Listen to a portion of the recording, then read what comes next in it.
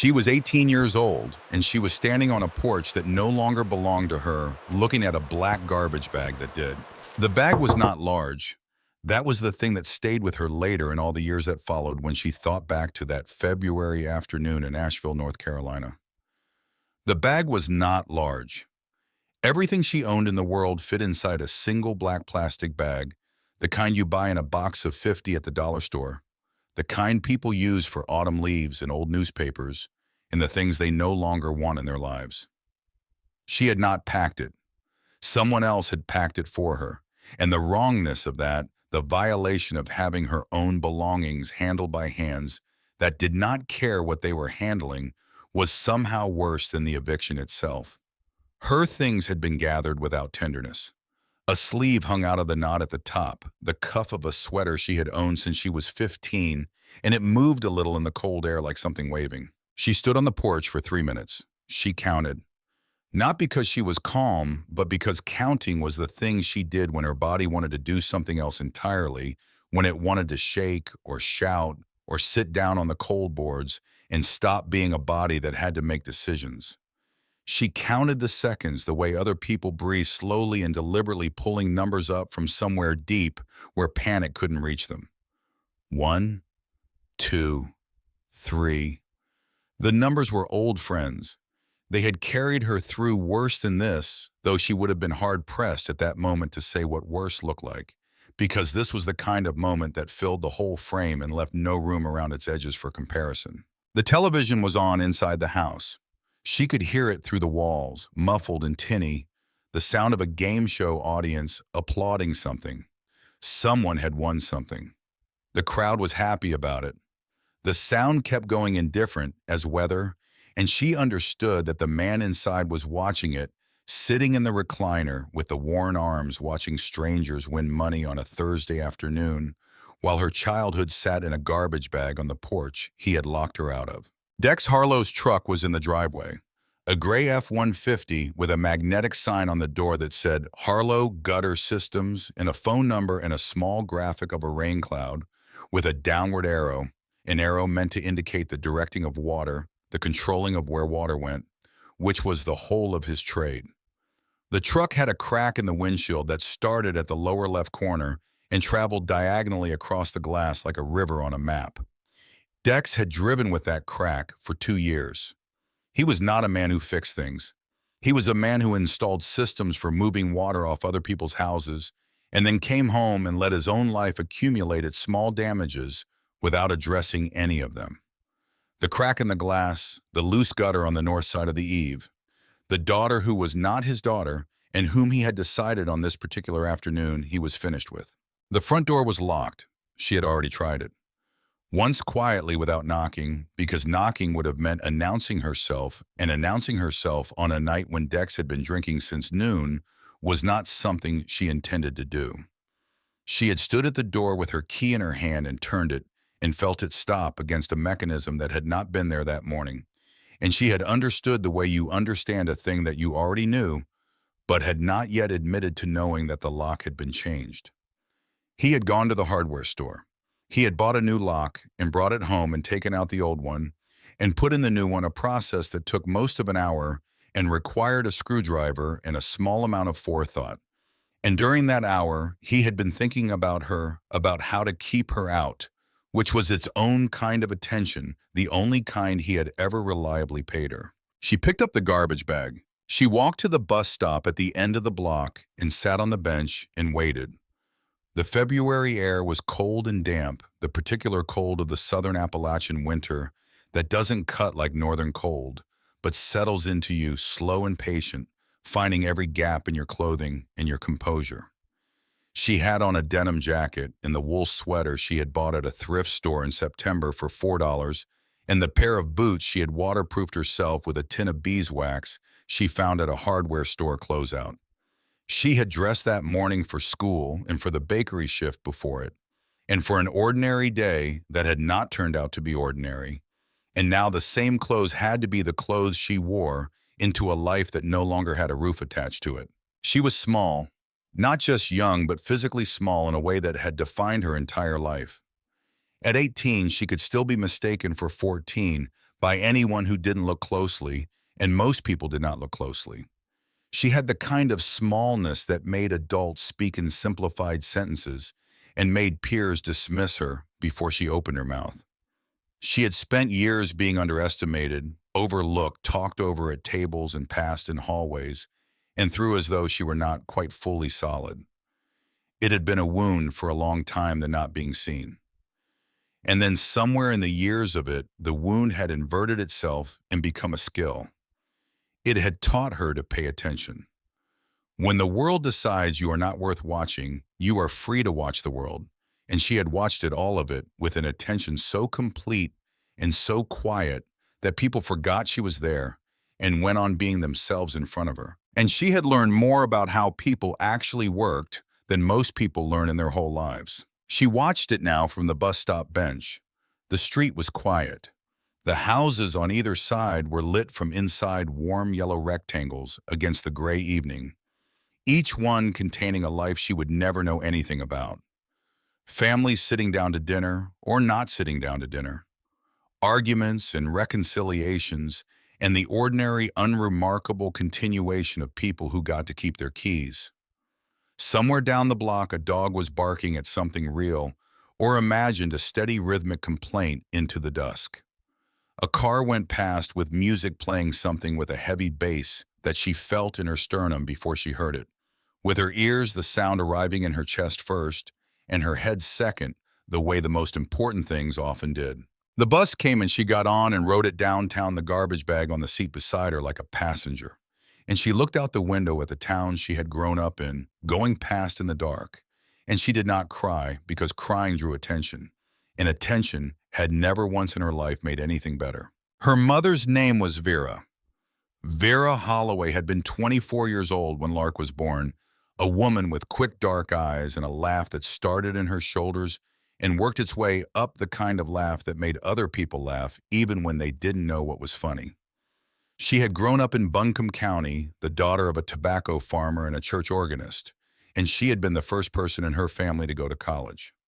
She had studied pre-veterinary biology at UNC Asheville, spent 2 years cutting her way through organic chemistry and animal physiology and comparative vertebrate anatomy, the hardest courses the school offered, and she had done well in them, well enough that the vet program at NC State had accepted her, which was no small thing for a girl from a tobacco farm whose people had never sent anyone past the 11th grade. She had been 23 years old and standing at the edge of a life that was about to open into something large when she found out she was pregnant. She did not finish the program. She came home instead, had Lark in the small apartment on Merriman Avenue, and worked for a while as a vet tech at a clinic on the south side of town. She was good at it. She had the steadiness that animals respond to, the quality of presence that makes a frightened creature understand without words that the person touching it means no harm. Dogs that snapped at everyone else grew quiet under her hands. Cats that hid under examination tables came out for her. There was a gift in it, a real gift, the kind that cannot be taught and can only be recognized. And the veterinarian she worked for recognized it and told her she should finish the program. She should go back. She was wasting something. She always smiled when they said it and never answered, because the answer was money and time, and a small child in an apartment that leaked when it rained, and those were not things you could solve by being good with animals. Lark's father was not in the picture, had never been in the picture, was a name on a birth certificate and nothing else. A young man who had left the state before Lark was born and had never written and never called and had become over the years a kind of absence shaped like a person, a hole in the family with a man's name attached to it. So when Vera met Dex Harlow at a church potluck when Lark was 6 years old, and Dex was cheerful and employed and had a house in North Asheville with a paid mortgage and a yard with a climbing tree in it, Vera did what people do when they are tired and afraid and can see a door that might close if they don't walk through it now. She married him.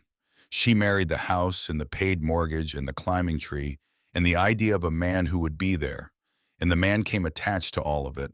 And for a while, it seemed like a fair trade. For a while, things were fine. The way things are often fine at first, before the weight of what they actually are begins to show through the surface of what they appear to be. Dex was amiable when he was sober, which in those early years was most of the time. He coached Lark's soccer team for one season when she was 8, though he never learned the rules well and mostly stood on the sideline with a coffee cup that Lark later understood had not contained coffee. He remembered her birthday with a card and cash. He said yes when Vera asked him things and did not raise his voice in the first years, at least not often. He had a way of being pleasant that was real as far as it went. And the trouble was that it did not go very far, that there was a floor under the pleasantness, and below the floor was a basement. And below the basement was something colder still, and the bourbon was the elevator that traveled down through all of it. The bourbon came later, or rather, the bourbon was always there, but the volume increased, the way things increase when no one is paying attention. Gradually, then suddenly, with the transition happening somewhere in the middle, where no single moment could be identified as the one where things changed. There was no night you could point to and say that was the night he became this. There was only the slow accumulation of nights, each one slightly worse than the average of the ones before it. Until one day you looked up and the man who had coached soccer was a man you organized your evenings around avoiding, and you could not say when the change had happened because it had happened in increments too small to see and only became visible in the aggregate. The way you cannot watch a child grow, but you can look at last year's photograph and be startled. Vera responded by becoming smaller. There is a particular survival strategy that certain people develop under certain conditions, a kind of studied invisibility where you reduce the surface area of yourself that the world can reach. You speak less, you move quietly, you do not assert, do not insist, do not push back or push forward or draw the kind of attention that creates friction. You become a background presence, reliable and silent, and you hope that if you ask nothing of the room, you will be asked nothing in return. It is not a good strategy. It does not work in the end because the kind of anger that fills a house like that will find a target whether or not the target makes itself small. But it is a strategy that makes sense from the inside, when you are inside it, when the alternatives all look worse, and Vera had chosen it the way you choose the least painful of several painful things, and she had paid for the choice with herself, piece by piece, year by year. Vera became this. Lark watched it happen.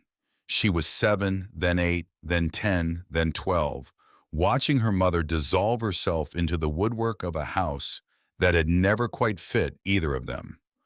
Watching Vera's laugh appear less often, and then rarely, and then almost never watching the veterinary textbook on the shelf above the washing machine gather dust. The book was still there. The book was always still there. A thick volume with a diagram of a horse's skeleton on the cover, its pages dog-eared from years of study, its margins filled with Vera's careful pencil notes from when she was 22, and the whole world was still in front of her. Lark had sometimes taken it down when she was alone in the house, opened it to random pages, read her mother's handwriting in the margins, the small, precise observations, the underlinings, the question marks beside the hard parts, and understood that she was reading the record of a person who had existed before she became the person she was now. There was a woman in those margins, a woman with a future. Lark had grown up with her mother and had also grown up with that woman, the ghost of her, the person Vera had been before Lark and before Dex and before the slow subtraction of everything, and she had loved them both and grieved them both and never figured out how to say either thing out loud. Lark learned to be invisible too. She learned it the way children learn everything, by watching and imitating and practicing until the imitation becomes the thing itself. She learned to walk on the balls of her feet so the floorboards didn't announce her mapping the house in her mind, by which boards creaked and which held silent so that she could cross the whole of it in the dark without making a sound. She learned to read with the light off, holding a book close to her face and using the amber glow of the street lamp outside her bedroom window, because a light under the door was an invitation and she had learned not to issue invitations. She learned the sound of Dex's truck in the driveway, the particular engine note, and the particular way the door closed that told her whether he was coming home straight from work or coming home by way of the Maplewood Lounge on Weaverville Road. And she adjusted the evening accordingly, the way a small animal adjusts to the shadow of a hawk, without deliberation, by instinct refined into reflex. She got the job at Flour and Stone Bakery when she was 16, talking her way into it by showing up at 4 in the morning on a Tuesday without being asked, and asking the woman who answered the door if she needed any help.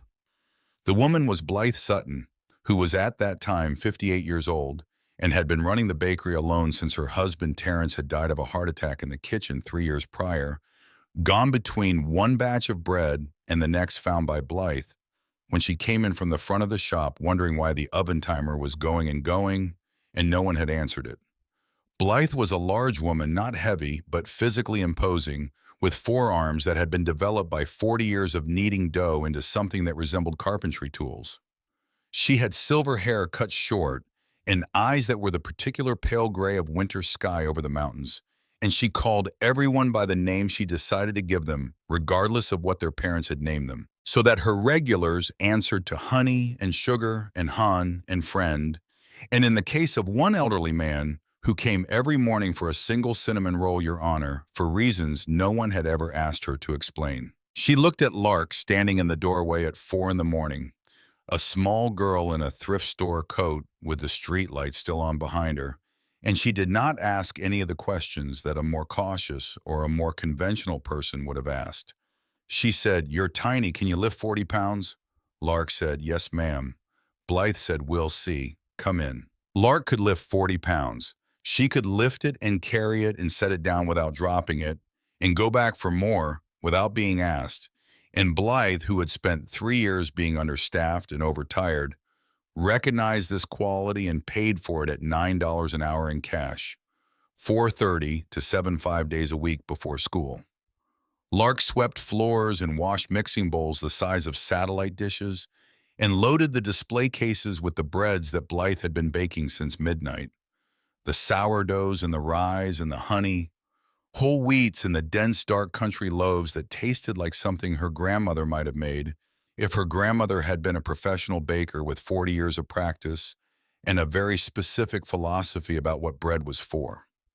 And in those early mornings in the warm, flour-smelling dark of the bakery, with Blythe working the dough at the big table and the radio playing low and the ovens ticking, Lark had found the first place in her life that felt like it might be safe, the first room she could be in without monitoring the exits. She saved the money. She kept it in a Ziploc bag inside a wool sock inside her backpack, which she took everywhere, including the shower, because a backpack in your possession is harder to take than a backpack on a shelf. She had $214 in the sock when Dex threw her out. She had been saving for 8 months. She had planned to save for another year to have enough to leave on her own terms, to walk out a door she had chosen rather than be pushed through a door someone else had locked behind her. She had not accounted for the lock being changed. She had not accounted for the timeline being decided by someone other than her, which, when she thought about it later, was the story of her entire childhood compressed into a single afternoon. Blythe was still at the bakery when Lark came through the door at 5:30 that evening. The shop had been closed for hours, but Blythe kept baker's hours even when the baking was done, filling the afternoon with orders and inventory and the ongoing quiet war against the health department's definition of acceptable flour storage. She was wiping down the stainless steel counter at the back of the shop when the door opened and Lark walked in with a garbage bag over her shoulder and an expression that was neither distress nor composure, but something in between, the particular look of someone who has decided not to feel something until they are somewhere safe enough to feel it. Blythe looked at her. She looked at the bag.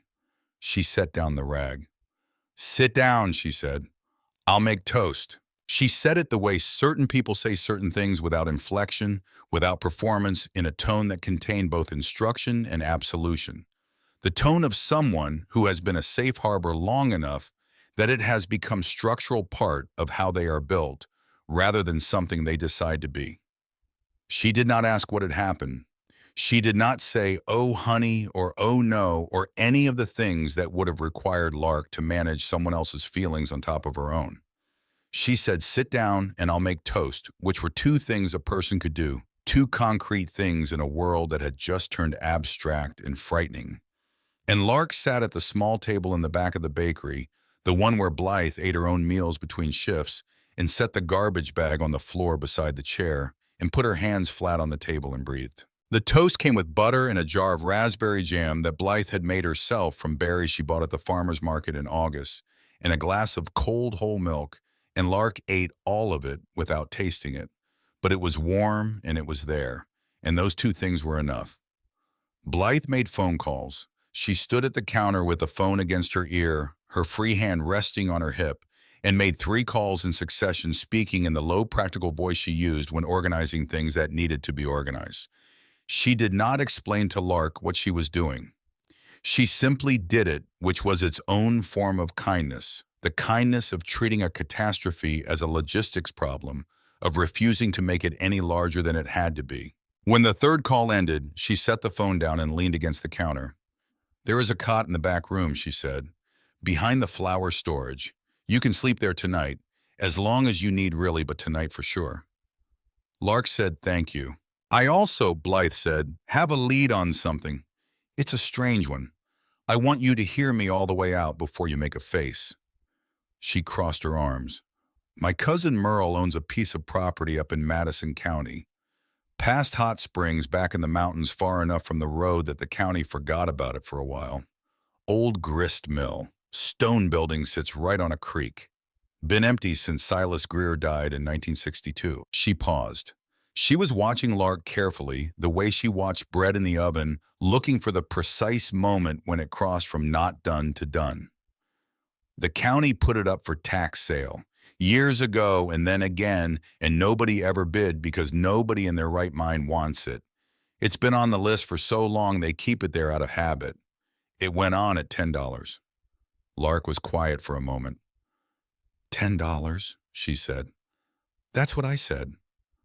"What's wrong with it?" Blythe smiled. It was a specific kind of smile, the kind that tells the truth about something complicated without resorting to simple language. "Everything is wrong with it. The roof leaks, the water wheel is broken, the last quarter-mile of the trail washed out twice in the past decade. There's no power, no running water, no road anywhere near it. You can't drive to it. You walk in 2 miles along the creek and there it sits. The county tried to bring in equipment to demolish it in 2008, and the contractor took one look at the terrain and said no, and they tried again in 2015, and the second fellow didn't even finish looking before he said no. It is by every reasonable measure worthless." She paused again. "But the stones are solid. The creek is clean, and nobody is going to knock on that door at midnight and change the locks. Nobody's going to come up that trail to bother you because nobody comes up that trail at all." She let that sit. She let it sit because she was a wise woman, and she had understood somewhere in the 3 phone calls, in the toast, what the actual shape of Lark's wound was. And she knew that the words she had just spoken landed in that wound, like a key turning in a lock that had been waiting its whole life to be turned. Lark understood what she was being offered. Not just a piece of property, a different kind of equation entirely. A place where the rules were made by physics and weather rather than by someone else's anger and someone else's fear. A place where the loudest sound in the night was water over stone. She had spent her entire life being bothered, being watched, being managed, being made small by the noise of other people. And here was an old woman offering her a building 2 miles from anyone, a stone box on a creek where she could exist without being monitored or evaluated or accounted for. The idea of it was so large she could barely look at it directly. It was worth more than $10. It was worth everything she had. "Yes," Lark said, "I want to see it." Blythe drove her to the Madison County Courthouse the next morning in the bakery delivery van, which smelled like sourdough starter and old diesel, and had a crack in the passenger side sun visor that had been repaired with a strip of duct tape that was beginning to peel at both ends. The van made a sound on hills that was not quite distress, but was close to it, a low laboring whine that rose and fell with the grade. Blythe drove it without concern, one hand on the wheel and the other resting on the gear shift, talking occasionally and falling silent for long stretches in between, comfortable with quiet in the way of people who have spent enough years alone to stop being afraid of it. Madison County was mountain country, the kind of terrain that makes people who are not from there understand immediately why people who are from there never leave. The French Broad River ran through Marshall, the county seat, and the town existed in the narrow corridor between the river on one side and the mountains that rose straight up on the other, so that the whole of it felt like a settlement at the bottom of the world, pressed down by elevation, held in place by water. The courthouse was a brick building with white columns and an American flag out front that had been there in one form or another since before the Civil War. A flag that had watched the town flood and rebuild and flood again. A flag that had seen everyone who had ever bought or sold or inherited or lost a piece of this hard, beautiful country come up its steps to make it official. The clerk's office was on the second floor. The clerk was a man in his mid-50s with a neatly trimmed mustache and the careful, cautious manner of someone who has processed enough strange transactions to have stopped being surprised by them without quite having stopped noticing them. He had a paper coffee cup on the corner of his desk and a framed photograph of two retrievers on the wall behind him. Golden dogs in a green field. The kind of photograph that tells you the most important thing about a man before he has said a word. He looked at the listing. He looked at Lark, taking in her size and her age, and the gap between both and the transaction in front of him. He looked at Blythe, whom he appeared to know slightly the way everyone in a small county knows everyone else slightly. He looked back at the listing. "The old Greer mill up on Beckett Creek," he said. It was not quite a question. "That's the one," Blythe said. He folded his hands on the desk. "Miss, I'm obligated to tell you some things, and I'm going to tell you all of them because I'd rather you hear them from me at this desk than learn them yourself 2 miles up a creek with the light going. That property is 2 miles from the nearest maintained road. There is no vehicle access past the Forest Service turnaround at Route 212. The structure has been unoccupied since 1962. The roof is compromised on the western side. The flooring on the upper level has not been inspected since a county assessor went up there in 1987 and wrote in his report, and I am quoting from memory, but I am quoting closely that he would not do so again. He adjusted his coffee cup a quarter inch to the left, for no apparent reason, a small ritual of a man who liked things squared. The county attempted demolition in 2008. The contractor assessed the access route, submitted a revised estimate 3 times the original quote, and ultimately declined the project. In 2015, a second contractor was retained. He drove to the trailhead, hiked approximately half a mile, turned around, and submitted a bill for his time and nothing else. He let that sit. I tell you this so you understand that the building you are proposing to buy has defeated grown men with heavy machinery and county contracts. It is not a fixer-upper. It is a ruin in a place that does not want to be reached. He looked at the $10 bill Lark had set on the corner of his desk, a single worn bill she had taken from the Ziploc bag and the wool sock, more money in proportion to what she owned than most people will ever spend on anything. "You understand what you're buying," he said. It was not a question this time either. It was the kind of statement that contains a question inside it the way a stone wall contains space. "I do," Lark said. He looked at her a moment longer. Whatever he saw, it seemed to satisfy him, or at least to release him from further obligation. He picked up a pen. "You'll sign here," he said, "and here, an initial here where it says you've been informed of the structural advisory." She signed. Her signature was small and neat, like everything about her. And when she was done, the man took the $10 bill and made change for nothing, gave her a receipt, and slid a thin folder of documents across the desk.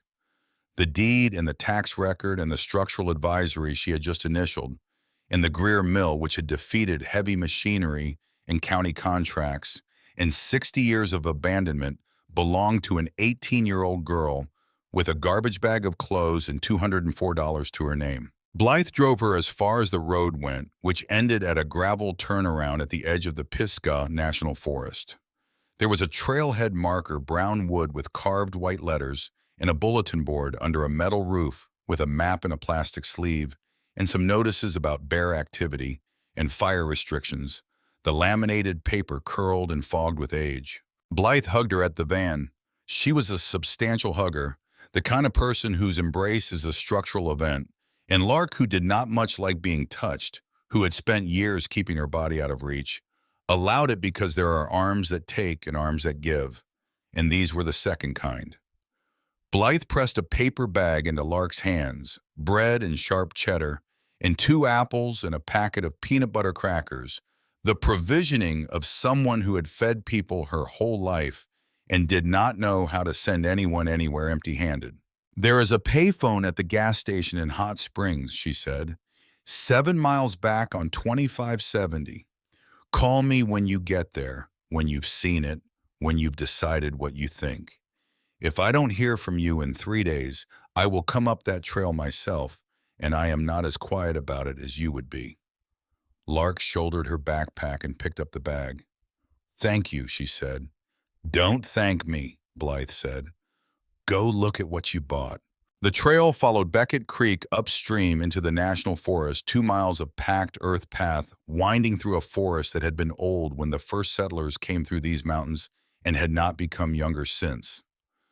Tulip poplars with trunks 3 feet across, rising straight and limbless for 40 feet before the first branches.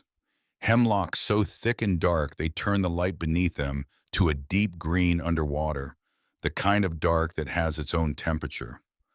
Rhododendron thickets that had grown together over the trail into tunnels, the branches interlocked overhead so that walking through them was like walking through a series of low green rooms, each one opening into the next, each one cool and close, and smelling of leaf rot and cold water, and the particular clean mineral smell of stone that has been wet for 100 years. The creek was always audible. It ran fast over smooth, pale stones, the water moving with the particular urgency of mountain water that is always going somewhere and is very certain about where. It made a constant sound, not quite music, not quite speech, but somewhere in between, a murmuring that seemed to carry meaning without being translatable, like a conversation in the next room that you can hear but cannot make out. She had grown up in a house full of sounds. She had learned to decode footsteps and ice against glass, and the specific note of a television turned up to cover something else. Sounds that were always information, always warnings, always the prelude to a decision she would have to make about where to put her body. This was a different kind of listening. The creek had nothing to hide. It was not a warning. It was just water telling the truth about itself over and over with no agenda, but to keep going downhill. And she found that she could listen to it without her shoulders rising toward her ears, which was a thing she had not known her shoulders did until she felt them come down. She walked for 45 minutes. The trail climbed gradually. The valley narrowed. The light shifted as the canopy closed overhead, going from pale February sun to the diffuse green glow of winter forest, the bare branches of the hardwoods patterned against the sky like old writing in a language she almost understood. She passed a small waterfall, 4 or 5 feet, the water dropping over dark rock into a pool that was perfectly transparent, the pebbles on the bottom each distinct, each holding still in the current. She passed the ruins of something, a chimney standing alone in the forest surrounded by the fallen evidence of the house. It had once served a scatter of old wood softened to the color of the earth, a home that had had people in it. Once a fire on that hearth voices, and was now just a stone column standing in the trees with nothing left to keep warm. She passed a stand of river birch whose white bark was peeling in long curls, each curl revealing a surface beneath the color of pale copper. She was used to being alone. She had spent years being alone in rooms full of people, alone at the dinner table, alone at school, alone in the particular way you are alone, when the people around you have decided, consciously or not, that you occupy less space than you actually do. That kind of aloneness had a weight to it, the weight of being unseen by people who were present, of being a ghost in your own life while still expected to do the dishes. This was different. The forest did not see her, but it also did not see her. It simply existed in all its enormous, indifferent aliveness, and she existed inside it, and neither fact diminished the other. For the first time she could remember being alone, was not something that had been done to her. It was something she had chosen, something she had walked into on purpose with her own 2 feet 2 miles up a creek. And the difference between those two kinds of aloneness was the difference between a cage and a room with the door standing open. Then around a bend where the creek curved hard around a shoulder of exposed rock, the trail opened and she saw it. The mill. It sat directly over the water. That was the first thing she understood, not that it was built beside the creek, but that it was built over it, spanning the narrow gorge at a point where the banks drew close together and the water moved fast through a channel of bedrock. The building straddled the creek the way a bridge straddles a river, its stone walls rising from the creek bed itself, the water running through a low-arched opening at the base of the downstream wall.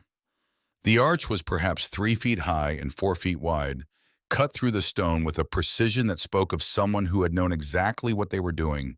And through this arch, even now, even in February, with the water running low, you could hear the creek passing beneath the floor, the sound of it amplified and shaped by the stone around it. The building was stone, rough-cut blocks of blue-gray mountain granite fitted together without mortar in the tradition of the Appalachian Highlands, each stone chosen for the way its irregular face would lock against its neighbors. The whole structure held together not by adhesive, but by geometry, and the accumulated weight of itself, a kind of construction that requires more skill and more patience than mortared walls, and lasts longer than any of the men who build it. The walls were 2 feet thick. Lichen had grown on them for 150 years, patches of pale green and silver gray that softened the edges of the cut stone, and Virginia creeper had climbed the eastern wall from foundation to roofline, its stems bare in winter, but still clinging, still holding its claim. The building was 2 stories, maybe 25 feet wide and 35 feet long. The lower level was the mill room, the working heart of the thing, its floor slightly below the level of the creek banks, so that the water had been channeled to arrive at the wheel with the maximum force the terrain could provide. The upper level was the living quarters, 2 windows on each of the 4 walls, the glass long gone, the openings facing the forest in every direction like 8 blind eyes. The water wheel was on the creek side south facing, attached to the exterior wall at the level of the lower floor. It had once been perhaps 12 feet in diameter, a traditional overshot wheel designed to receive water from a sluice gate above and be turned by the falling weight of the water rather than the flow alone. 3 of its wooden paddles were missing.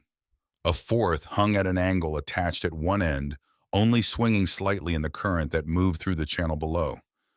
The wooden axle had cracked lengthwise, a split that ran along its grain for most of its visible length. The whole structure leaned away from the building at the top, as though it had been slowly pulling free for 60 years and had simply not finished the process, a thing in the long act of dying that had not yet quite died. The roof was wooden shingles.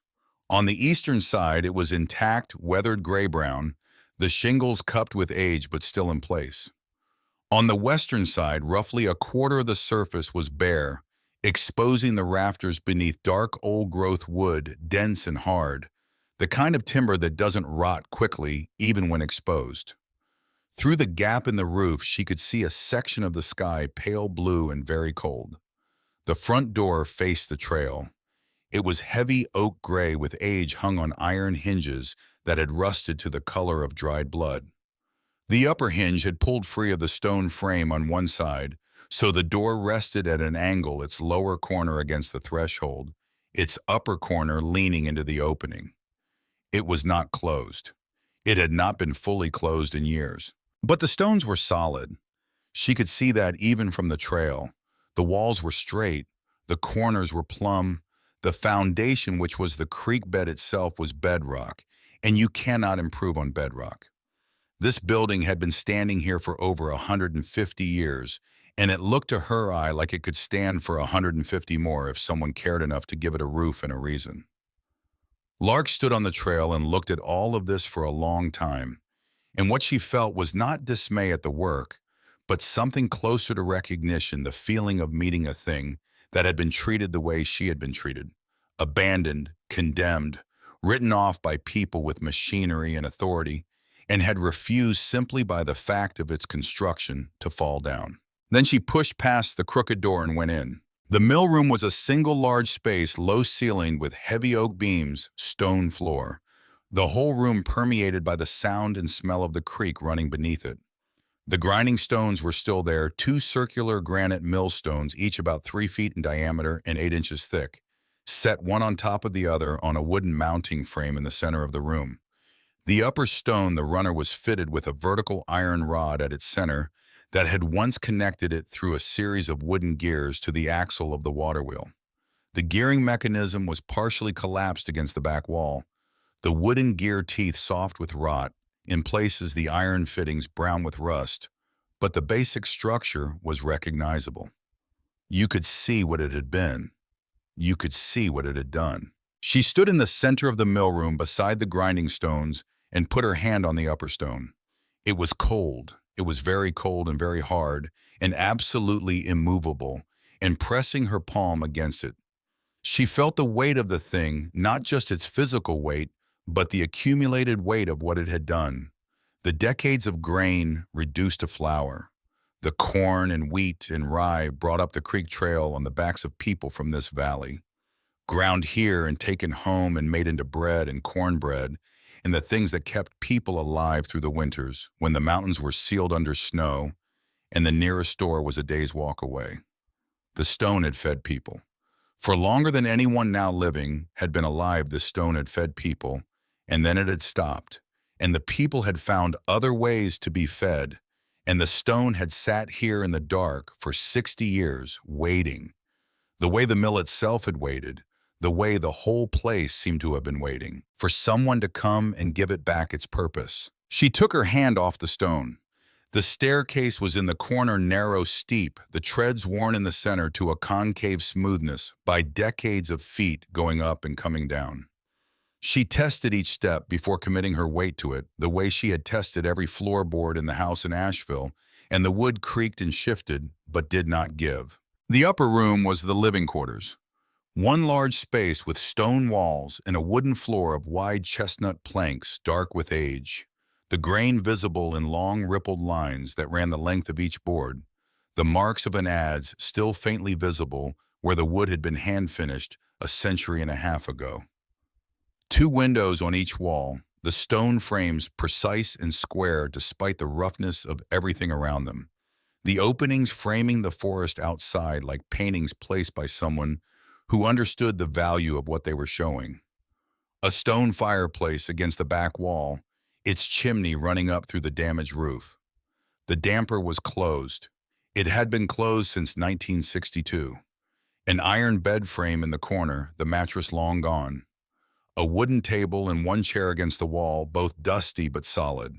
She crossed to the fireplace and sat down on the edge of the hearth, her boots on the stone, and looked at the room. The pale winter light came through all 8 windows and fell on the chestnut floor at different angles, each window casting its own shape, the shape shifting slightly as the bare branches outside moved in the cold air. It was the most peaceful room she had ever been in. There was no one in it but her. There was no one within 2 miles of it but her.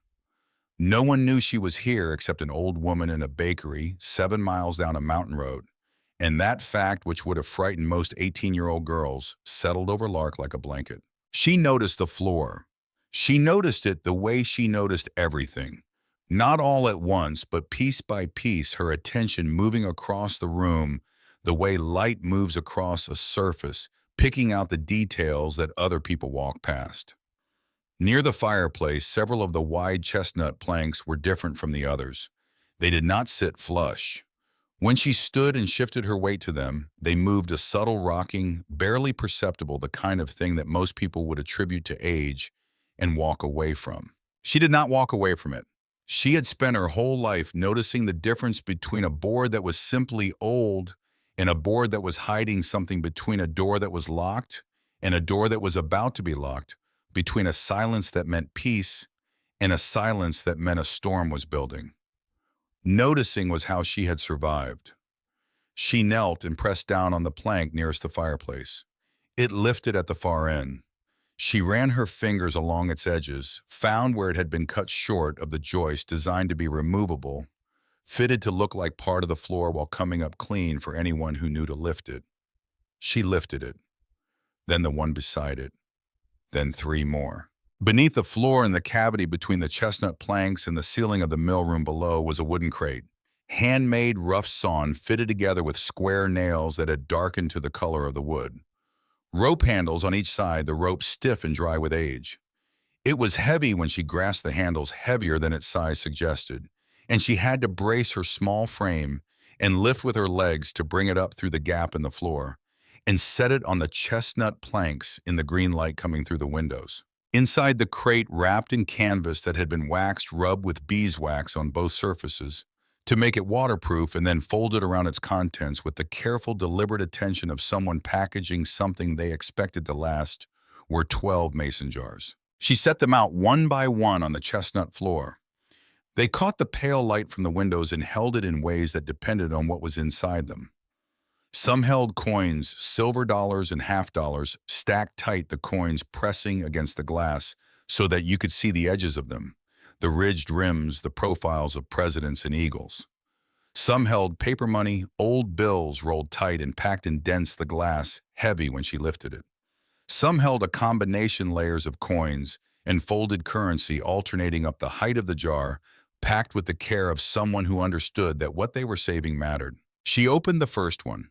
The zinc lid had a good seal. It came off with the sound of pressure releasing the brief exhalation of a space that had been closed for 66 years, the air of 1958 escaping into the air of now. She pulled out a coin, a Morgan silver dollar, the date worn but legible. 1921. She turned it over in her fingers. The eagle on the back had a quality of detail that modern coins had lost somewhere in the past 100 years, a particular crispness and density that made it feel like it had been made to last, which it had. It was still here. The man who had put it in this jar was 60 years dead, and the coin was still here, still heavy, still silver, still worth what it had always been worth and more. She opened every jar. She sat on the chestnut floor of the upper room of a grist mill on Beckett Creek in Madison County, North Carolina, with 12 open mason jars arranged in a semicircle around her, and the pale green light of the February forest coming through 8 empty windows. And she counted slowly the way she counted everything, the numbers steadying her hands as she sorted the bills into stacks and the coins into rows. The paper currency totaled $19,400.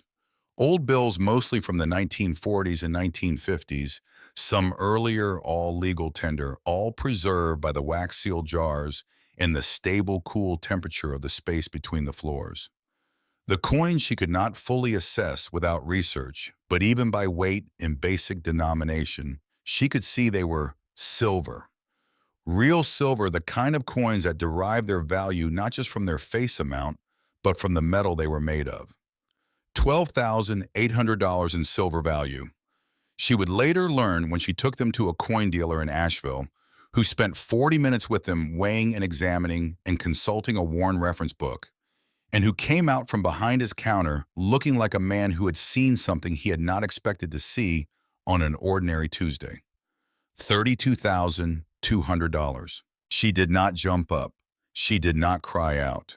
She sat very still on the chestnut floor and looked at the jars and felt something she could not immediately name. It was not happiness, though happiness was part of it. It was not relief, though relief was part of it too. It was something larger and more disorienting, the feeling of a door opening in a wall that you had not known had a door in it, into a room that you had not known existed, and the room was full of light, and you were not sure yet whether you were allowed to go in. At the bottom of the crate beneath the last jar was a leather pouch, small, tied with a piece of brown twine that had aged to a dusty tan, the leather itself darkened and stiff but intact. She untied it. Inside the pouch was a folded piece of paper. The folds were fragile, and she opened it carefully, the paper dry under her fingertips. Written in pencil in a hand that was careful and deliberate but unpracticed, the letters formed with the attention of someone who had not written much, but who took seriously what they were saying. My name is Silas Greer.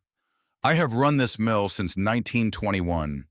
My father ran it before me since 1889.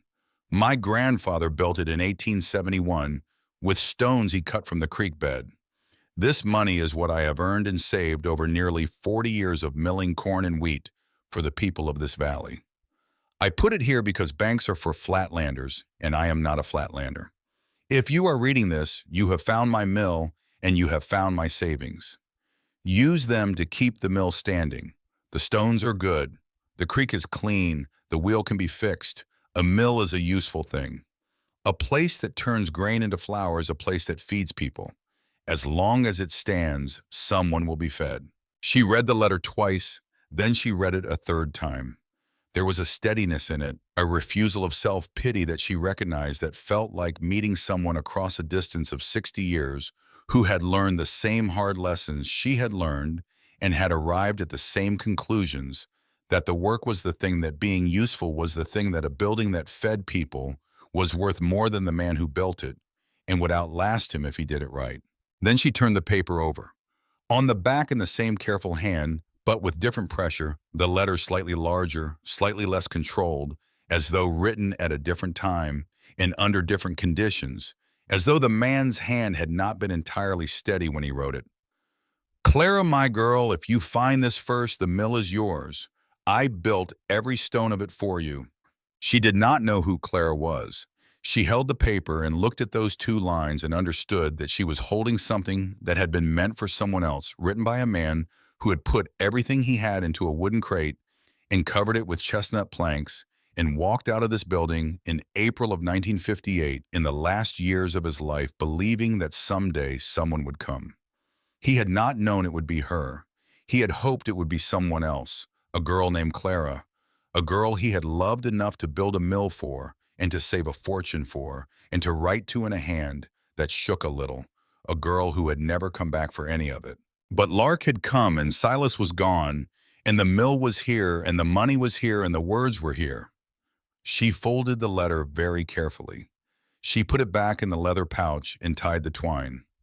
She set the pouch on the floor beside the jars, slightly apart from them, because the money was one kind of thing and the letter was another kind of thing entirely, and she understood the difference even then in the first hour before she understood anything else. Then she sat in the green winter light of the Greer mill on the chestnut floor that Silas Greer had walked across for nearly 40 years and listened to the creek running under her feet, steady and cold and constant, speaking its low, indistinct language to the stones.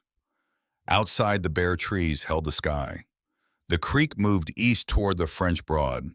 The water wheel stood still in the cold air, its broken paddles hanging at their angles, its cracked axle waiting. She was 18 years old. She had a garbage bag of clothes, a backpack, and $204 remaining in a Ziploc bag in a wool sock. She had a crumbling building over a mountain creek that she had bought for $10. She had a letter from a dead man who had saved his whole life for a daughter who never came, and a question she did not yet know she would spend the next year answering. She had spent a long time in a house that wanted her invisible.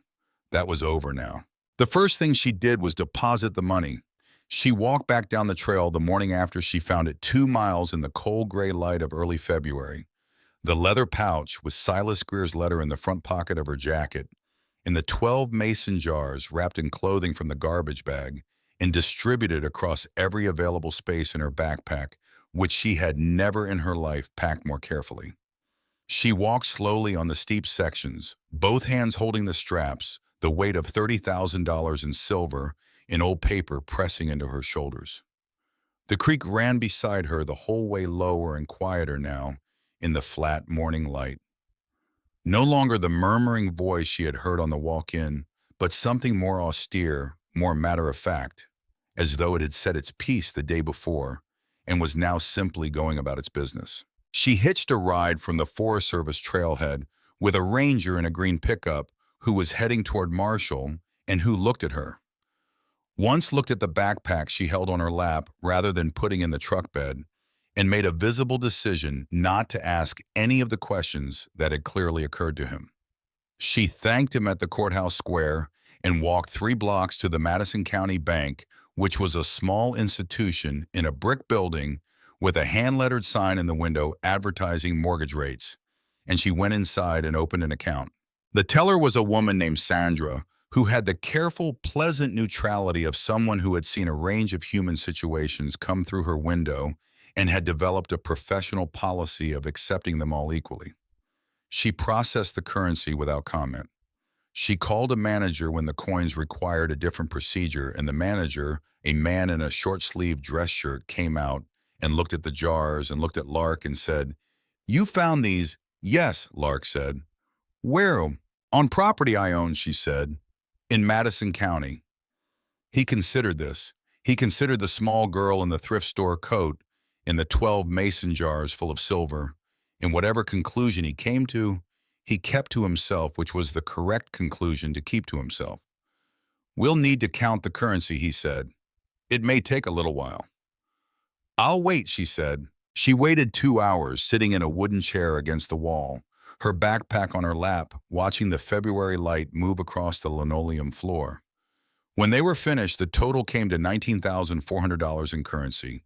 She left the silver coins to take to the dealer in Asheville at a later date when she understood their value better. She put $19,000 into the new account and kept $400 in cash, and she thanked Sandra and walked outside into the cold and stood on the sidewalk in Marshall, North Carolina, with the French Broad River visible at the end of the block and the mountains rising straight up behind the buildings on both sides, and she breathed. Then she got to work. She bought a 1997 Toyota Tacoma from a mechanic in Weaverville named Burkett, who had it sitting in the back of his lot with a for sale sign made from a piece of cardboard and a red marker. It had 204,000 miles on it and a rust spot on the passenger door and a crack in the left taillight held together with red cellophane tape.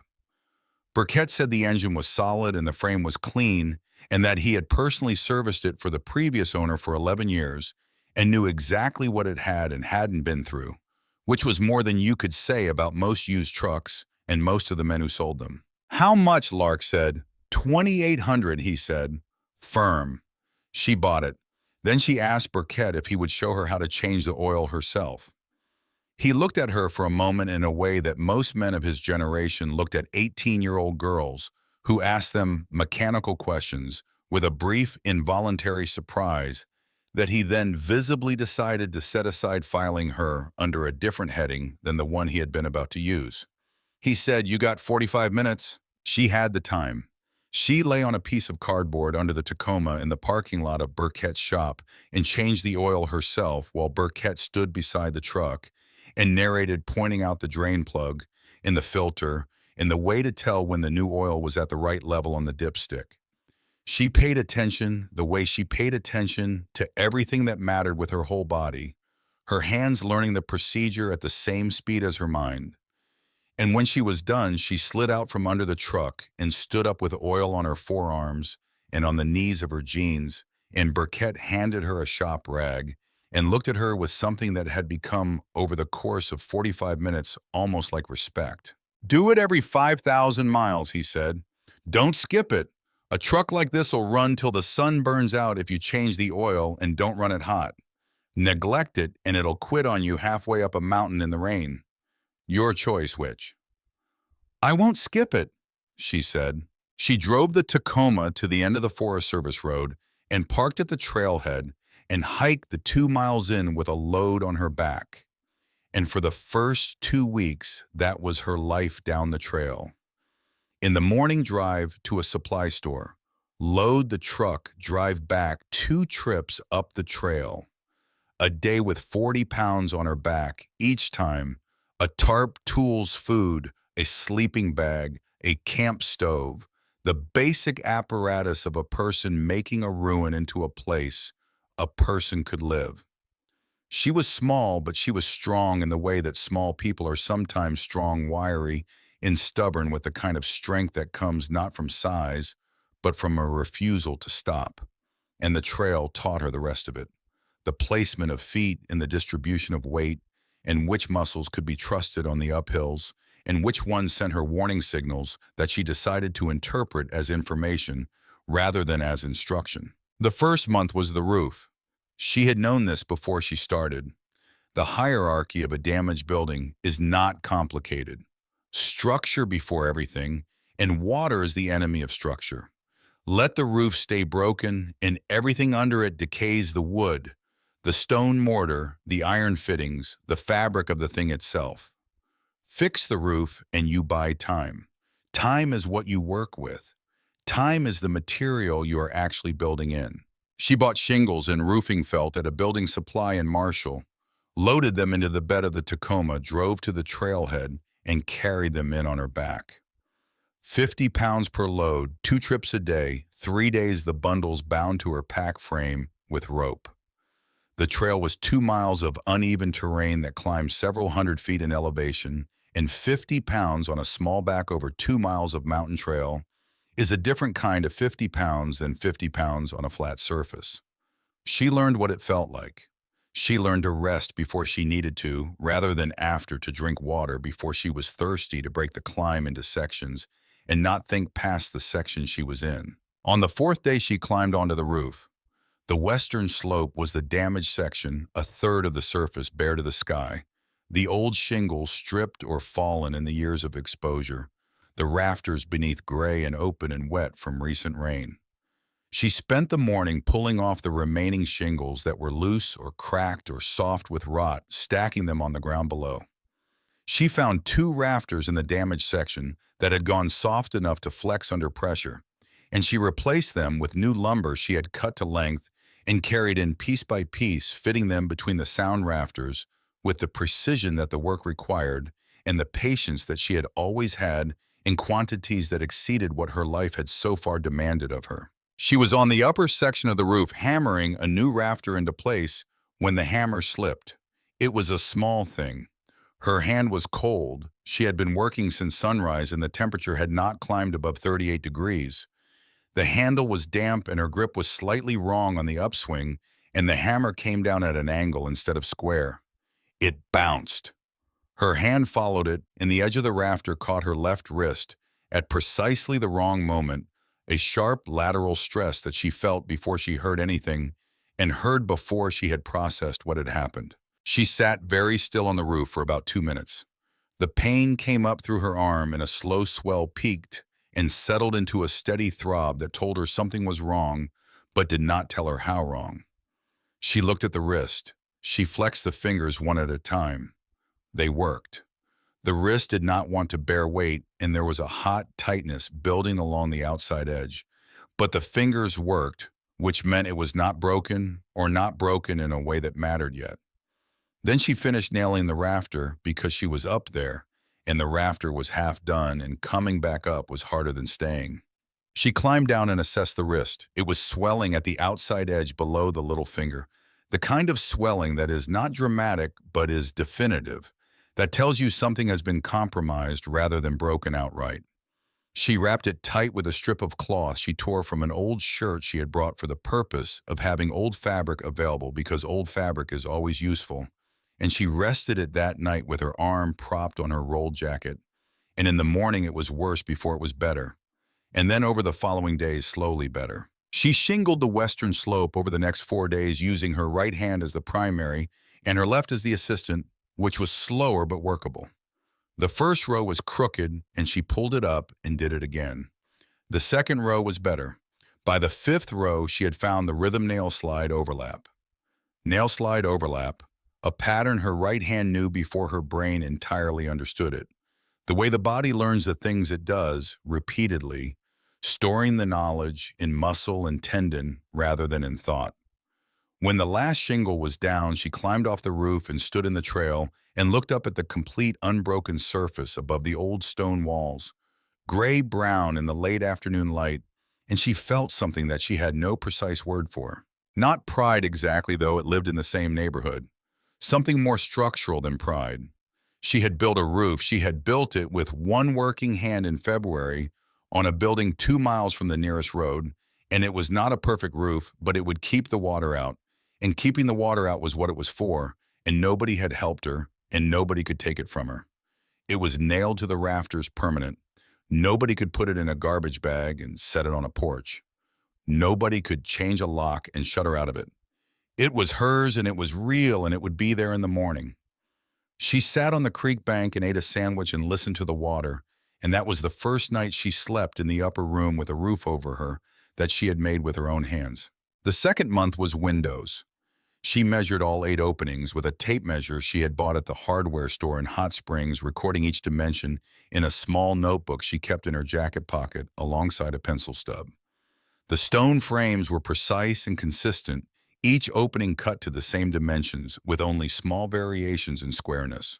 A quarter inch out of plumb, here an eighth inch there.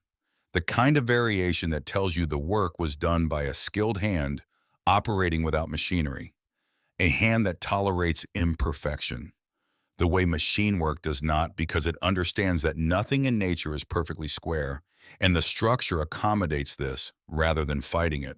She drove to Asheville and ordered glass from a hardware supplier on Merriman Avenue, the same street her mother had brought her home to from the hospital 18 years before a coincidence she noticed and set down without examining. The man behind the counter was somewhere in his 60s, with paint on his forearms, in the particular patience of someone who had answered many questions many times, and he cut 8 panes on a table saw, fitted with a glass blade, while she watched and showed her, without being asked, how to apply glazing compound with her thumb, pressing it into the channel around the edge of each pane in a continuous bead, and then smoothing it with a wetted finger. She drove back to the trailhead and carried the glass in 1 pane at a time, each wrapped in an old blanket and held flat against her chest with both arms, which meant walking the 2 miles one-armed in terms of balance, unable to use her arms for anything except holding the glass against her body the way you would carry a sleeping child.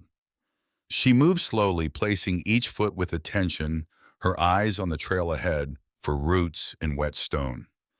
8 separate trips, up and down, 8 panes, 8 miles each way, over the course of the project, all of it for glass. She was carrying something fragile.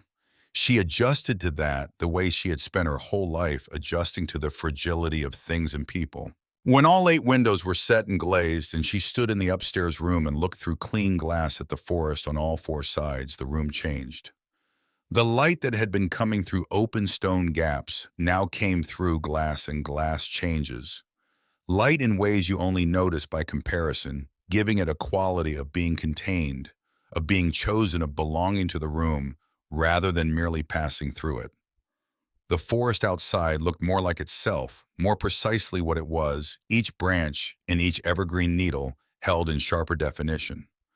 The room felt sealed, like something that had been open to weather for 60 years had finally been closed again, made interior, made private, made hers. She built up the fireplace that same month.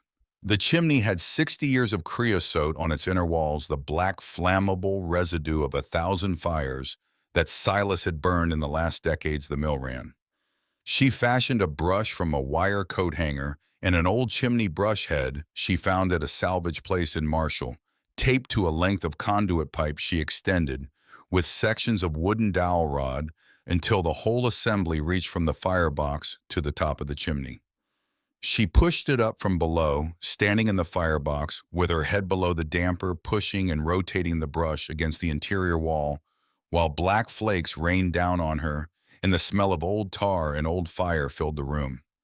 She wore a bandana over her nose and mouth and goggles she had bought at the building supply, and she worked until the brush came down clean, which took most of an afternoon and left her black to the elbows. She lit a test fire of small sticks. The smoke rose straight up and disappeared into the chimney without hesitation, and she stood in front of the open damper and felt the draw on her face, a slight cool pull, as the column of air above her rose and took the smoke with it. The chimney worked. The fireplace worked. She understood that she had warmed the building in stages, first the roof, then the windows, then the heart of the thing, the fireplace that Silas Greer had built and fed and banked and built again for decades, the source of heat that had made the upstairs room livable through however many mountain winters had passed since 1871. She built a real fire that night and sat in front of it on the chestnut floor with her back against the wall and watched the flames and did not think about anything at all, which was a thing she had almost never been able to do. The third month was water and power and community, though she had not planned for the community part. The hand pump she installed herself, running a line of black polyethylene pipe down through the floor of the upper room, through the mill room below, and through the stone archway into the creek, securing the intake end to a rock on the creek floor with wire to keep it submerged at the point where the water ran clearest and the silt did not settle. Cold mountain water, gravity assisted but requiring effort to draw, always there, always clean tasting of the stone it had run over since long before anyone had bothered to taste it. She drank her first glass from the pump standing at the kitchen shelf she had built from a salvaged board and two iron brackets, and it tasted like altitude and cold and the mineral patience of deep stone, and she thought it was the best water she had ever had, and she was probably right. For power, she bought a small solar panel, 80 watts, and a deep cycle battery from a solar supplier in Asheville, who sold her both with a wiring diagram he sketched on the back of a receipt.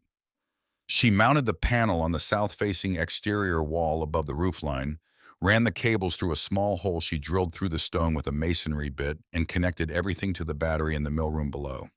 Enough power for one LED bulb, a phone charger for a phone she rarely had service to use, and a small radio she found for $3 at a church thrift sale in Hot Springs. The radio received exactly one station, clearly a public broadcasting affiliate out of Asheville, that played classical music in the evenings and the morning news at 6. She listened to both.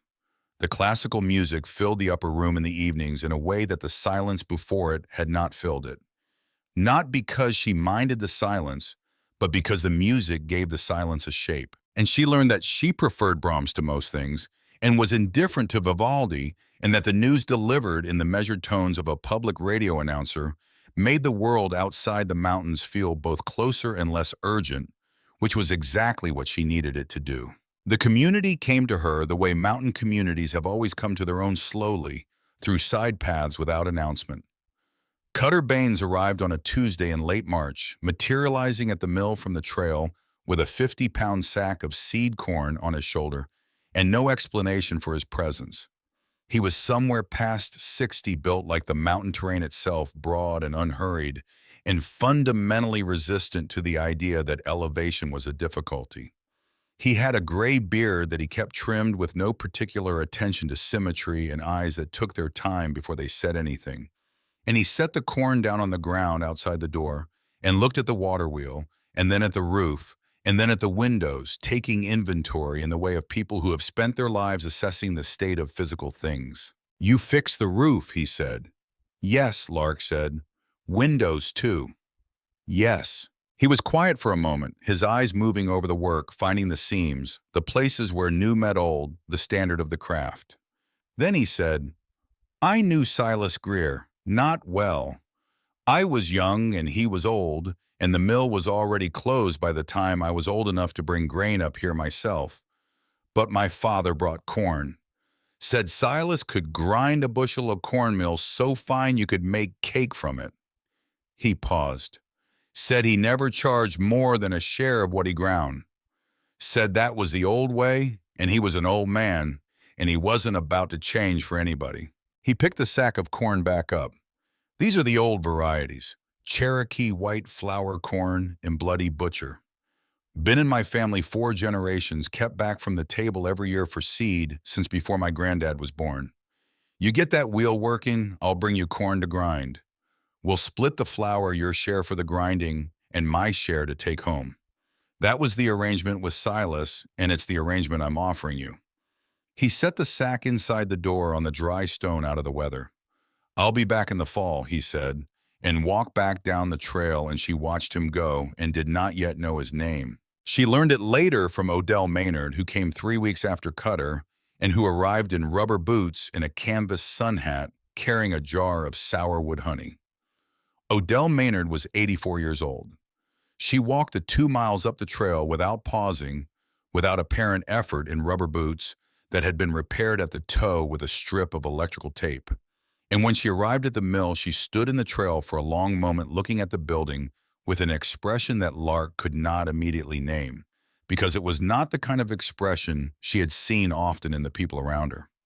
It was the expression of someone seeing a thing that they had thought was gone and that turned out not to be gone after all. The particular quality of face that belongs to the unexpected recovery of something you had finished grieving and had to begin grieving all over again from the other direction. She was small herself. Odell Maynard, smaller than she must once have been, the kind of small that accumulates over a long life of gravity and compression, but there was nothing diminished about her. She had the posture of someone who had made her decisions and stood by them, her back straight, despite everything that 84 years do to backs her chin, level her eyes moving over the mill with the attention of genuine knowledge. "I grew up 3 miles down this creek," she said without preamble, as though she were continuing a conversation that had been on pause for 60 years. "My mother used to send me up here with a sack on my back when I was 9, 10 years old. A sack of corn that weighed near as much as I did. I'd sit on that rock there." She pointed to a flat boulder on the near bank, and wait while Silas ground it. "He always gave me something. A biscuit usually, or a piece of cornbread wrapped in a cloth napkin he made me promise to bring back. He'd send me back down the trail with the flour and the food and tell me to watch my feet on the root section. The same root section, it's still there. I watched my feet on it coming up just now." She held out the honey jar. "Sour wood," she said, "from my own hives. I thought someone who was putting the effort into coming up here deserved something sweet." Lark took the jar. It was heavier than it looked, the comb visible inside the honey, the dark amber of sour wood, which only blooms a few weeks a year, and only in these mountains, in which people drive hundreds of miles to buy. Odell walked to the millroom door and looked inside at the grinding stones and the collapsed gearing mechanism and stood for a while without speaking, her eyes moving from the stones to the axle connection point to the window that faced the water wheel outside. She was not inspecting it. She was remembering it. There is a difference, and it was visible on her face, the difference between a person reading a map and a person looking at the place the map describes. "Can you fix the wheel?" she asked. "I'm working on it," Lark said. Odell nodded as though this confirmed something she had already decided. Then she said without particular emphasis, in the tone of someone laying down a single card and watching to see what it draws. "Silas had a daughter, Clara. Something happened to her sometime in the early 50s. I don't know exactly. No one in the valley ever knew exactly. Just that one year she was here, a little thing younger than I was, and then there came a year she wasn't, when she shouldn't have been old enough to be gone yet. And after that, Silas ran the mill alone until he died. He never talked about it, not to anyone I ever knew. He just kept grinding, and he got quieter every year, and then he was gone." She paused. It was a sad thing. A whole valley felt it, and nobody said it out loud because that's how we are up here. We feel things at each other instead of saying them. She left the way she came, the rubber boots steady on the trail, the canvas hat tilting slightly in the wind off the creek, and Lark stood in the doorway and held the jar of sourwood honey and thought about a daughter named Clara, who had been here and then was not, and about a letter under the floorboards with that same name written on the back in a hand that shook. Lark fixed the water wheel. It took 3 weeks, and it was the hardest thing she did. The paddles first. 3 were missing, entirely pulled free by years of ice and current and the slow mechanical failure of the wheel's own weight pressing against degraded wood. 1 hung at an angle, still attached at one end, the wood soft and dark, where water had gotten into the grain at the attachment point. She felled a white oak on the hillside above the mill, choosing a straight section of trunk with tight growth rings, the rings tight because the tree had grown slowly in poor mountain soil, which made the wood dense and strong. She split it with a froe and a mallet into rough paddle blanks, each one slightly oversized, which she then shaped with a draw knife on a shaving horse. She rigged from 2 sawhorses and a brace of wood sitting astride it, and pulling the draw knife toward her body the way the tool was designed to be used, feeling the thin curls of white oak peel away from the surface and fall to the ground around her boots. She shaped 4 paddles, 1 to replace the broken one, and 3 to fill the gaps. She fitted them to the wheel frame with wooden pegs driven into pre-bored holes, the pegs slightly oversized for the holes, so they had to be driven home with a mallet and would not pull free. She replaced the cracked axle with a length of locust wood she had selected from a standing tree on the upper bank. Locust because locust is the hardest, densest, most rot-resistant wood in the southern Appalachian forest. The wood that fence posts are made of, the wood that outlasts the iron nails that were once driven into it. The wood that Silas himself would have chosen if Silas had needed an axle, which she felt certain he would have. To turn the locust log into an axle, she built a lathe. She had never built a lathe. She studied the problem for 2 days, thinking about it while she worked on other things, letting it arrange itself in the back of her mind, the way problems do when you give them time rather than forcing them. The principle was simple. You needed to spin the workpiece and bring a cutting tool against the surface while it turned. She rigged the spinning from the truck's spare tire, mounted on a stand, at the correct height driven by a belt she fashioned from an old extension cord attached to the drill motor, in a way that transferred rotation to the tire and the tire to the workpiece through a friction arrangement she adjusted with a wooden wedge. It was not elegant. It rattled and it slipped, and she had to stop and reset it a dozen times. It worked. She turned the locust axle over 2 days, bringing it down to a cylinder of consistent diameter with a hand chisel held against the spinning wood, the chips and shavings flying past her face, the smell of fresh-cut locust, sharp and green and faintly sweet, filling the air around the mill door. She fitted the axle to the wheel, hung the wheel on its iron mounting brackets, the same brackets Silas's grandfather had forged in 1871. Still sound, still doing their work, and reconnected the interior gearing mechanism with new wooden gear teeth she had carved and fitted individually into the wheel frames. Each tooth a small, precise object that had to mesh with its neighbor exactly, or the whole mechanism would bind. The day she opened the sluice gate, she did it alone. The gate was a simple plank mechanism set in the stone channel above the wheel, held shut for 60 years by its own weight and the accumulated debris of the creek pressing against it. She had cleared the channel the day before, removing the leaves and silt and small branches that had built up against the gate face over the decades, working in the cold water with her sleeves rolled up and her arms going numb. Now she lifted the gate handle and pulled. The water came through the channel and hit the first paddle. The wheel moved. A single degree of rotation so slow it was barely visible, the white oak paddle catching the falling water and beginning under its weight to descend. Then the next paddle caught the water and the motion continued. The wheel groaned. It was a sound that came from deep in the wood, and the iron fittings a long, low protest against motion after 60 years of stillness, the sound a sleeping thing makes when it is woken. Then the second rotation began before the first was finished. Then the third, faster, the groaning settling into a steady, rhythmic creak, the wheel finding the pace the creek wanted to give it. The grinding stones began to move. She heard them before she felt them, a low circular friction coming up through the stone floor. Then the vibration reached her feet and worked its way up through her legs and into her chest, settling there like a second heartbeat. The stones were turning. The upper stone on the lower stone, the runner on the bed stone, exactly as Silas Greer's grandfather had designed in 1871, exactly as Silas himself had watched 10,000 times over decades of mornings. The mill was running. She stood in the doorway between the mill room and the trail and watched the wheel turn and felt the stones moving beneath her feet and understood something that she could not have understood before this moment, because this was the kind of understanding that is only available to people who have done a specific thing and not to people who have merely thought about it. She understood what it meant to make a dead thing live again. Not to imagine it, not to want it, but to do it with your hands and your back.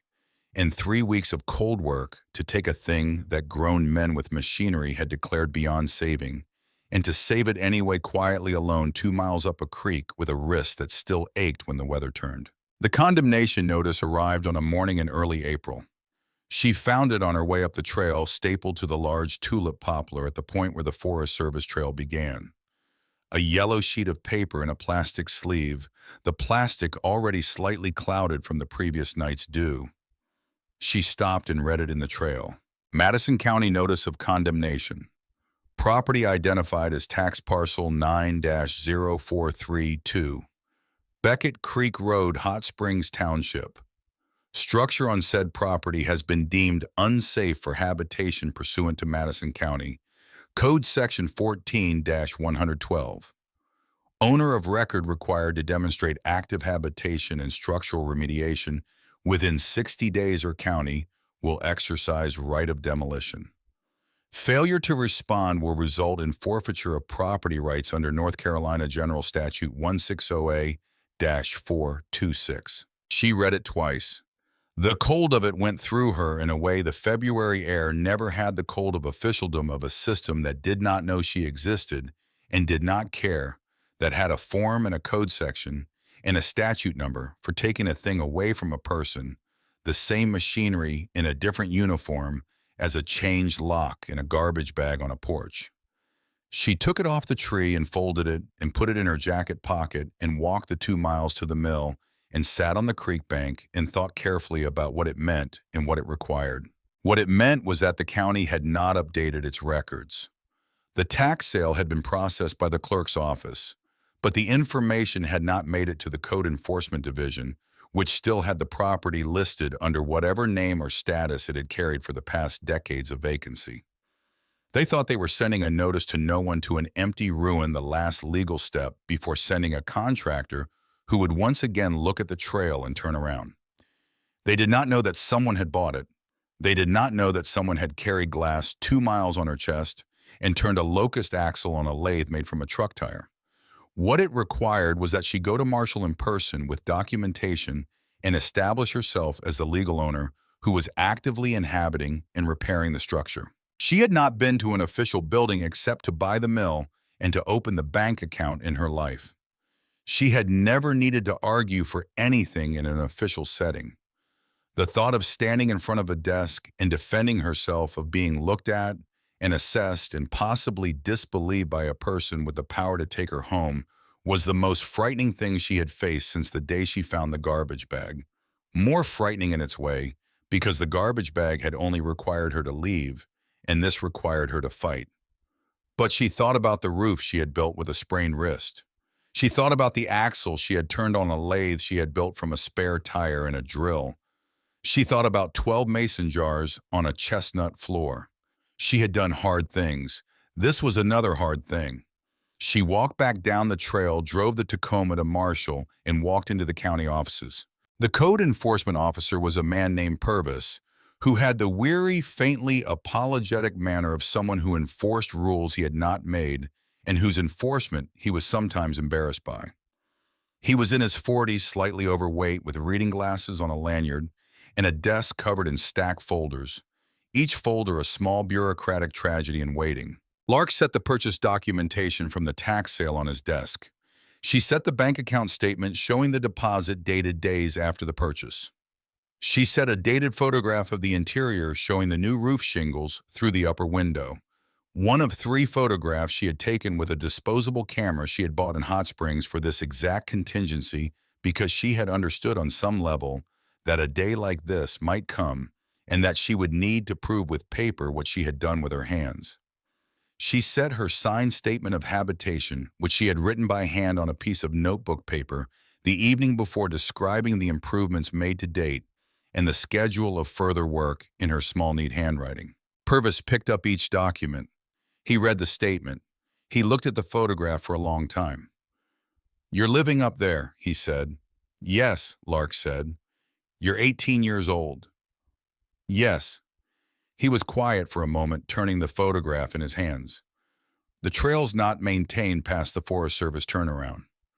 "I know that," she said. "I walk it twice a day most days with what I need on my back." He set down the photograph and looked at her over his reading glasses with an expression that combined professional assessment with something more personal, some involuntary recognition of the gap between what this situation appeared to be on paper and what it apparently was in fact the gap between a condemned ruin and a girl who had re-roofed it alone. "I'll need to make a site visit," he said, but his tone had changed, the tone of a man no longer looking for a reason to demolish, but looking for a reason not to. "Verify habitation. It's required. I can't waive it." When? She asked. 2 weeks, he said. Come on a morning, she said. The wheel runs better in the morning when the creek's up from the night. Something crossed his face, a small surprise pleasure. The pleasure of a man who deals in ruins being told that one of them runs. The wheel runs, he said. It runs, she said. Come see. She drove back to the mill. Blythe had come along for the drive to Marshall, waiting in the Tacoma at the trailhead, a silent and solid presence in the passenger seat, who said nothing during the drive and nothing after, and who, when Lark came back out of the county office, was sitting with a thermos of coffee and 2 cups on the hood of the truck. They sat on the hood of the truck in the parking lot of the Madison County Administrative Building and drank coffee in the April morning and did not discuss what had happened inside. They did not need to. Blythe had not offered to come in.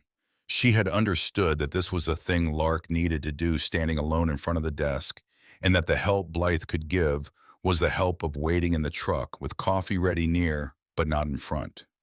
It was the kind of help that knows its place, which is the rarest kind. Purvis came on a morning 2 weeks later, hiked the 2 miles in a pair of boots that had clearly been bought for the occasion, and stood in the mill room with his hand on the doorframe and watched the wheel turn and the stones grind. And he did not say much, but he wrote in his report, which Lark received a copy of by mail at Blythe's address 3 weeks after that the structure was occupied, sound, and actively maintained, and that the condemnation order was withdrawn. He had added at the bottom in a hand that was not the official typeface, but his own pen, a single line that was not required by any code or statute. A remarkable piece of work. Reed Conover arrived at the trailhead on a Saturday in mid-May. He drove a new Lexus SUV black, and he was wearing clean khakis and leather hiking boots that had never been on a trail, the leather still stiff and unscuffed. He was perhaps 50, lean and composed in the manner of men who have been successful for long enough that composure has become involuntary, and he held himself with the specific ease of someone who is accustomed to being the most financially significant person in any given conversation, an ease that did not so much enter a room as occupy it. He had a business card.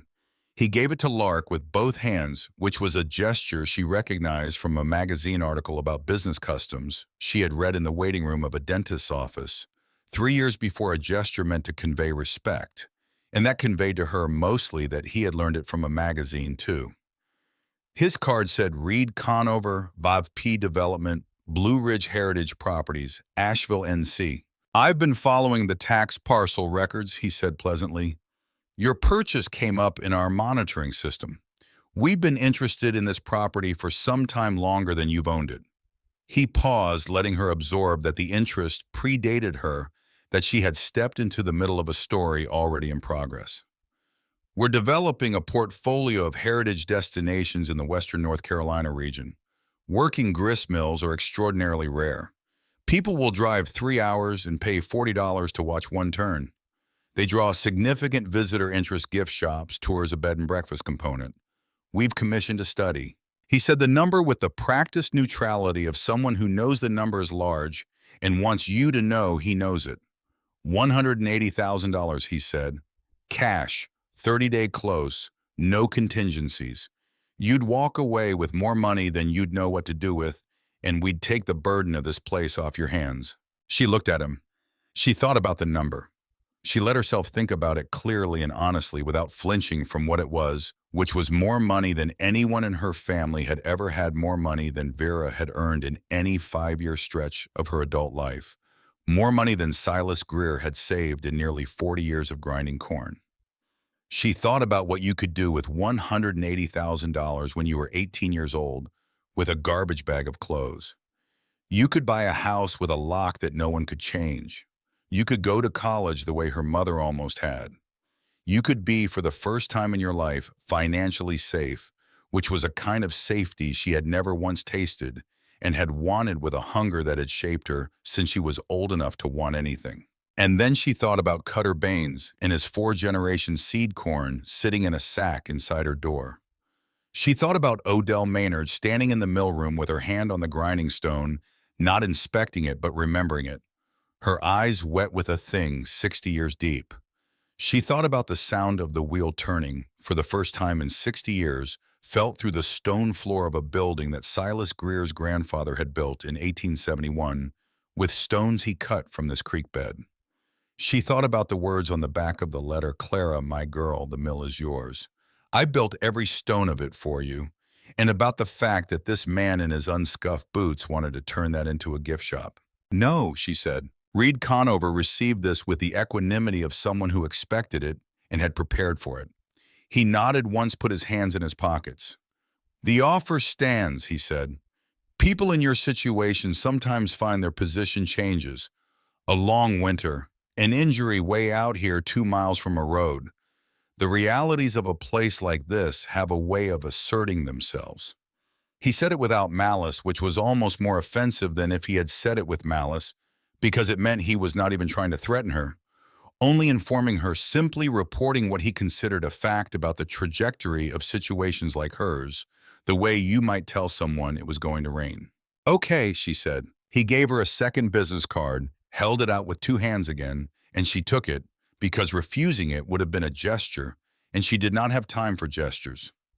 He got in the Lexus and drove back toward Asheville on the gravel road, a thin trail of dust rising behind the SUV and drifting east in the morning air. She put the card in her jacket pocket, and later at the mill she put it on the mantel above the fireplace. Not because she valued it, but because she wanted to remember that the offer had been made and that she had said no, that there was a number large enough to buy almost anyone, and she had heard it and turned and walked back up the trail. She walked back up the trail. She found the hidden space on a Thursday in early June, 6 weeks after the wheel had started turning. She had been working on the gearing mechanism, trying to improve the connection between the wheel axle and the upper millstone by tightening a section of the iron shaft that ran through the exterior wall at the base of the wheel mounting.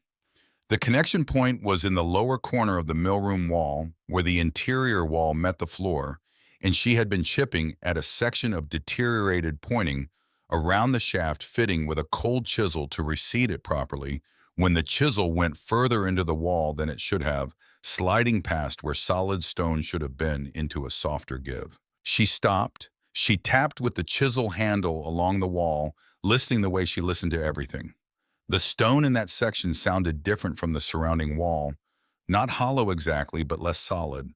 A difference in resonance that spoke of a void behind the face stone, a deliberate emptiness in a wall that should have been solid all the way through. She worked carefully for about an hour, removing the facing stones one at a time, finding that they had been set without mortar specifically to be removable. The whole section designed as a concealed access, each stone numbered on its back face in faded pencil, so that whoever knew the sequence could take them out and put them back and leave no sign. Silas had built 2 hiding places into this mill, one under the floor for his money found by anyone who noticed a loose board, and one in the wall deeper, harder, for something he wanted hidden from even the kind of person who would notice a loose board. The space behind was roughly the size of a shoebox, cool and dry, protected by the 2-foot thickness of the wall from moisture and temperature change. She reached inside. She found a canvas envelope, oilcloth stiff with age, folded clothes, and held with a wax cord. She set it on the floor of the mill room and opened it with care, her hands steady, the wheel turning behind her, the stones grinding above. Inside was a photograph, black and white, printed on heavy photographic paper with a slight curve to it from decades in the same position. 2 people, a man and a girl. The man was somewhere in his 50s, lean and angular, standing with the posture of someone who worked outdoors his whole life.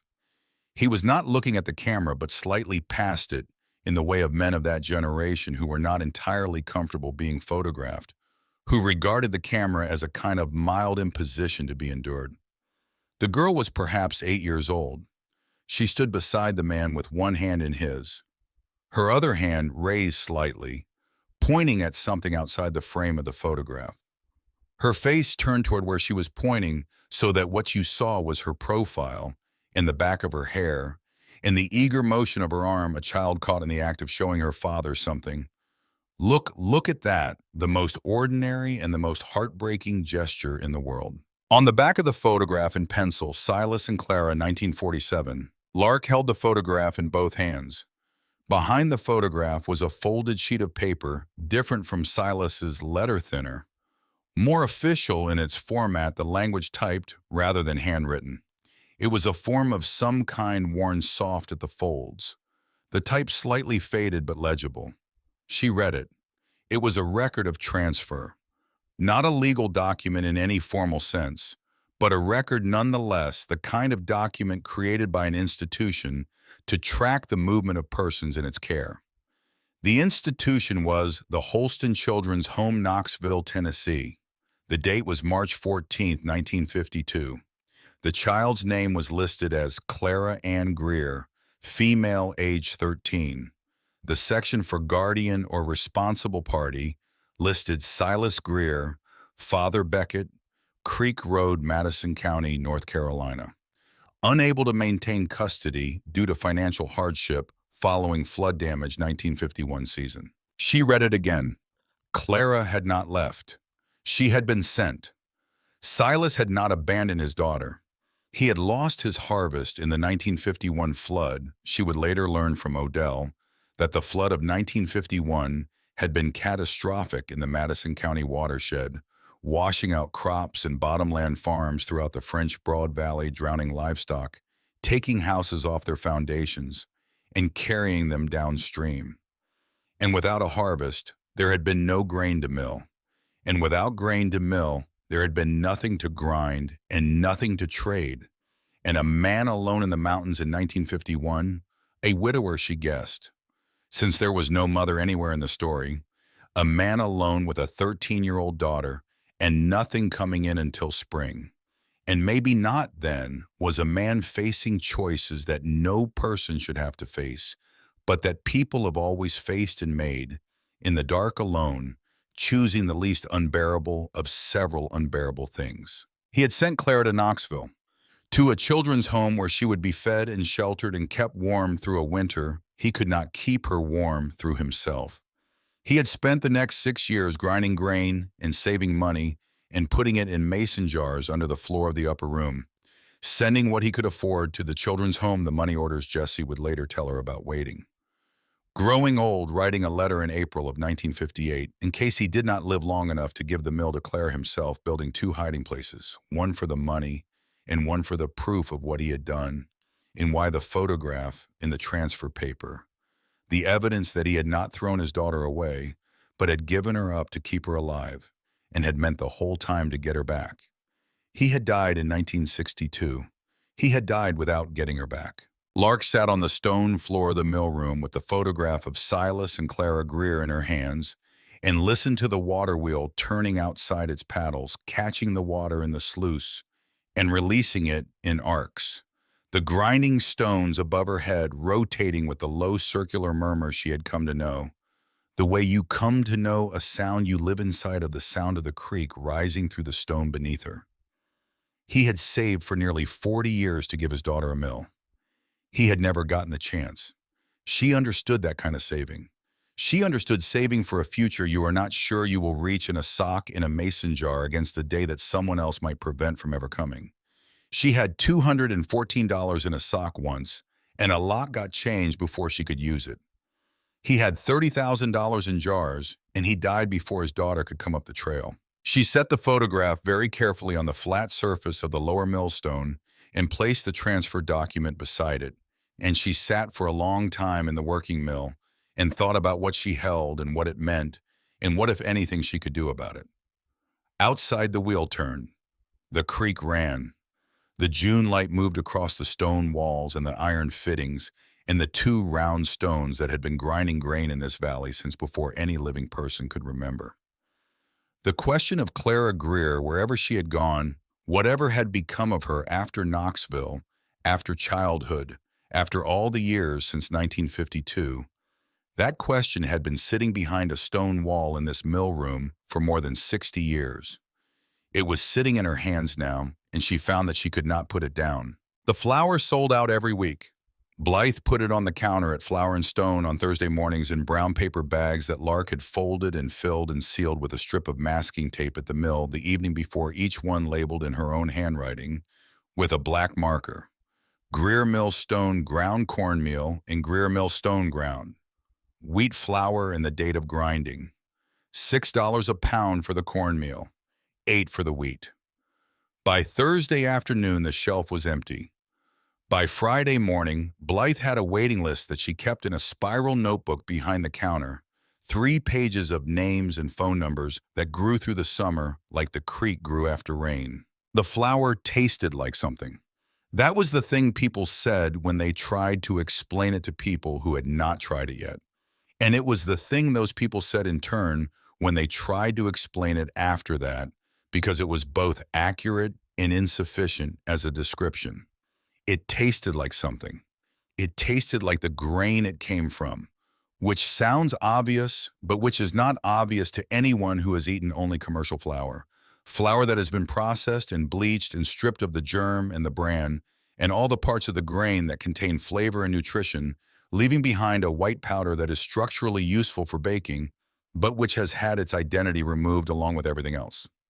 Stone ground flour ground on stones that ran cool, the friction kept low by the creek-driven pace of the wheel. The grain never overheated, the oils in the germ never scorched. This flour tasted like corn. It tasted like wheat. It tasted like the specific variety of Cherokee white flour corn that Cutter Baines had grown from seed his great-grandmother had kept back from the table every autumn for 100 years, which tasted like nothing else in the world, like the memory of a thing people did not know they had forgotten. Blythe called her on the payphone at the Hot Springs gas station on a Friday evening in late July. "I need more," she said. "I know," Lark said. "People are asking if you do mail order. I've got a woman in Charlotte wants to send it to her daughter in Oregon." "I don't have an address," Lark said. "I don't have a mailbox. I don't have a road." There was a pause. "Use mine," Blythe said. "I'll handle the shipping out of the shop. We split it 60-40 your favor." Lark thought about it for a moment. 65-35, she said. Another pause. Then Blythe said with what Lark recognized as the sound of genuine satisfaction, the satisfaction of a woman who had spent her whole life watching small, quiet people get taken advantage of and was pleased beyond measure to see one of them negotiate deal. She was running the mill 6 days a week by August.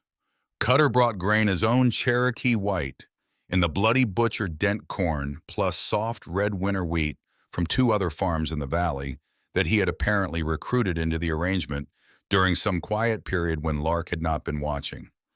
He carried it up in 50-pound sacks with the unhurried steadiness of a man to whom 50 pounds and 2 miles were not a calculation, but simply a fact of the morning. He never announced his arrivals.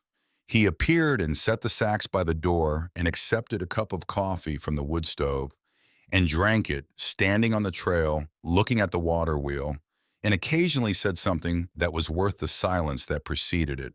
Once in September, he stood at the wheel for a long time without speaking and then said, "My daddy brought 100 pounds of corn up here in the spring of 1958. Silas had just turned it over the last grinding of the season. My daddy said the flour came back in a week and it was the finest grinding he'd ever seen. Said he could make biscuits as light as cloud with it." He drank from the cup. He said Silas seemed distracted that day, kept stopping work to look down the trail. My daddy thought he was waiting on somebody. Lark did not say anything. "Spring of 1958, Cutter said. That was the last year the mill ran." He finished the coffee and set the cup on the flat stone beside the door and picked up the empty sacks and walked back down the trail, and she stood and thought about it for a long time afterward. April 1958. Silas had written the letter in April of 1958. He had been looking down the trail in the spring of 1958, grinding his last season of grain, hiding his life savings under the floorboards, and the proof of his love behind the wall for a daughter who had been gone for 6 years. Waiting. Still waiting, even then decades into running a mill grinding corn for a valley full of people who depended on him while his own life sat in mason jars under the floor, and his daughter was somewhere in Knoxville and the trail stayed empty. She understood that kind of waiting. She had done a version of it herself in a different building under different conditions for years. The waiting that is really hoping. The hoping you cannot afford to name because naming it would make its failure unbearable. Odell Maynard came every 2 weeks through the summer and into the fall, arriving always from the trail, always in rubber boots, in the canvas hat, always carrying something. Honey in various manifestations, comb honey and creamed honey, and honey infused with dried ginger from her garden. A jar of pickled ramps she had made in the spring. A bag of dried apples from a tree that her grandmother had planted. Once a pair of wool socks she had knitted herself from the wool of a neighbor's sheep, the wool natural brown without dyeing warm in a way that had nothing to do with thickness. She never called ahead. There was no way to call ahead. She appeared and her appearances became one of the structures of Lark's weeks, as reliable as the creek and more anticipated than most things. And they sat on the flat creekside rock together and drank coffee and talked. Or more precisely, Odell talked and Lark listened, which was an arrangement that suited both of them and that neither ever proposed formally. Odell knew this valley the way people know places they have never left, with the total comprehensive knowledge of someone who has watched every square foot of it across 8 decades. She knew which section of the trail flooded first in heavy rain and which held dry. She knew where a family of otters had lived in the creek bank in the 1970s and where the herons nested in the sycamores below the mill. She knew the genealogy of every farm in the watershed going back 4 generations, who had sold to whom and under what circumstances, and whether it had been a good decision. She knew the names of trees, not the book names, but the names people up here used: sarvis and ironwood, and the old names for the laurel. In October, sitting on the flat rock with the maples going red across the creek, she said, "I've been thinking about what you told me, about Clara." Lark waited. "The children's home in Knoxville. Holston." She turned the coffee cup in her hands. "My cousin Edith worked in Knoxville for a while in the 60s at a hospital near there.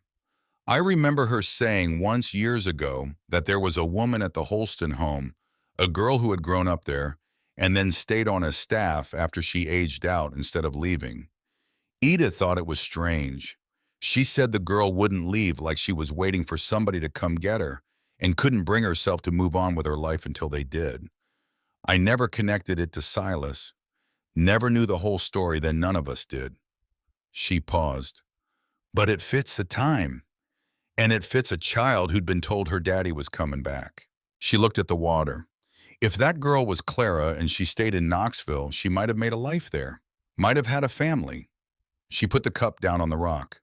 "The question is whether anybody in that family knows this place exists, whether they know an old man in the mountains saved his whole life for a girl and wrote her name on a letter and put it under a floor." Lark looked at the mill behind them, the water wheel turning in the October light, steady and constant, its new white oak paddle still pale against the older wood of the frame, the stone walls silver green with lichen, the 8 windows reflecting the burning forest. "I've been thinking about that too," she said.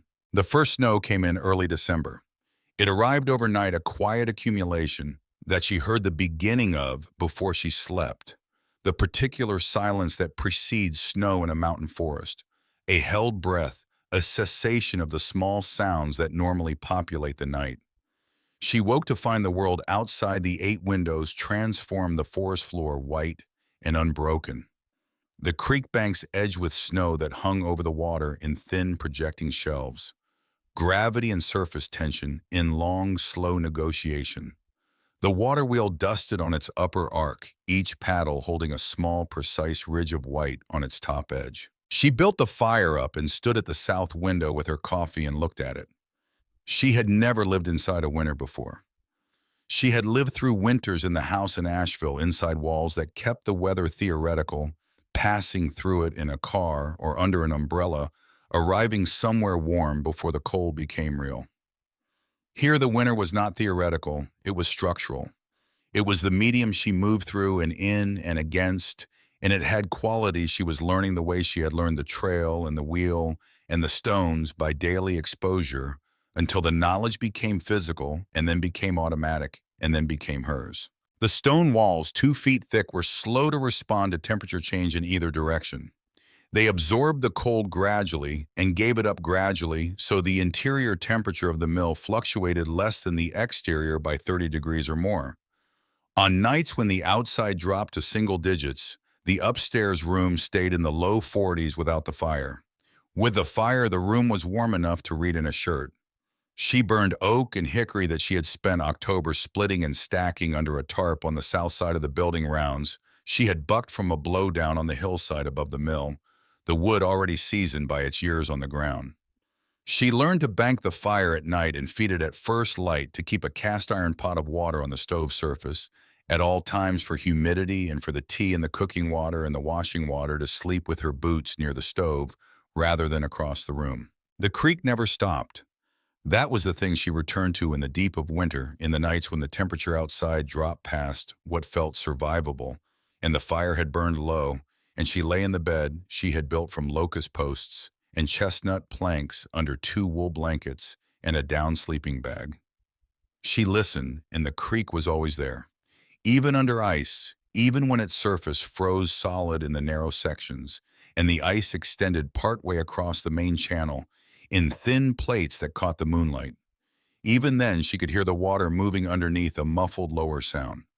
The water's voice thickened by the ice above it, but present, always present, doing what water does, which is to keep moving because there is no other option and no option is required. She had been made small for a long time, small and quiet and overlooked and managed and measured against someone else's requirements and found insufficient.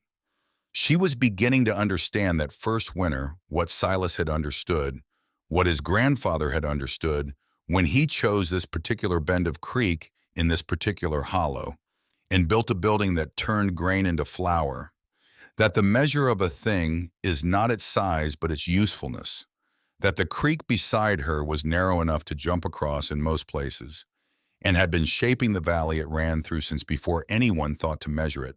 That small things, patient things, things that keep going. When the only reason to keep going is that stopping is not in their nature, those things change the world quietly without announcing it by the simple accumulation of days. The creek did not fight.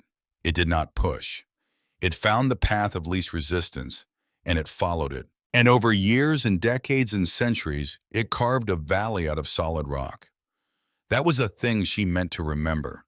That was a thing she meant to become. She was coming back up the trail on a Thursday afternoon in late January, deep in that first winter, her backpack loaded with supplies from the hardware store in Hot Springs when she saw the car. It was parked at the Forest Service turnaround, a 10-year-old Honda Civic, the color of old pewter, one hubcap missing on the driver's side, a small dent in the rear quarter panel that had been there long enough to have gathered road dust in its creases. She knew the car. She had known it for 10 years without ever thinking about it consciously, the way you know certain things that are simply part of the fixed furniture of your life. The sound of a specific floorboard, the angle of a particular street lamp, the car parked in a driveway that belongs to a house you grew up in. She stopped on the trail at the edge of the Forest Service road. Vera Holloway was standing beside the car. She was thinner than she had been, not dramatically, but in the way that a year of sustained stress reduces a person taking something from the face and the posture and the soft places around the eyes.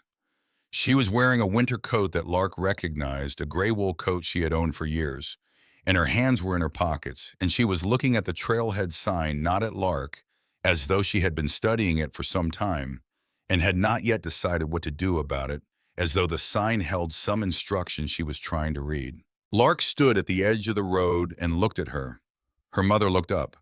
For a moment, neither of them moved or spoke. The late afternoon light came through the bare trees at a low angle.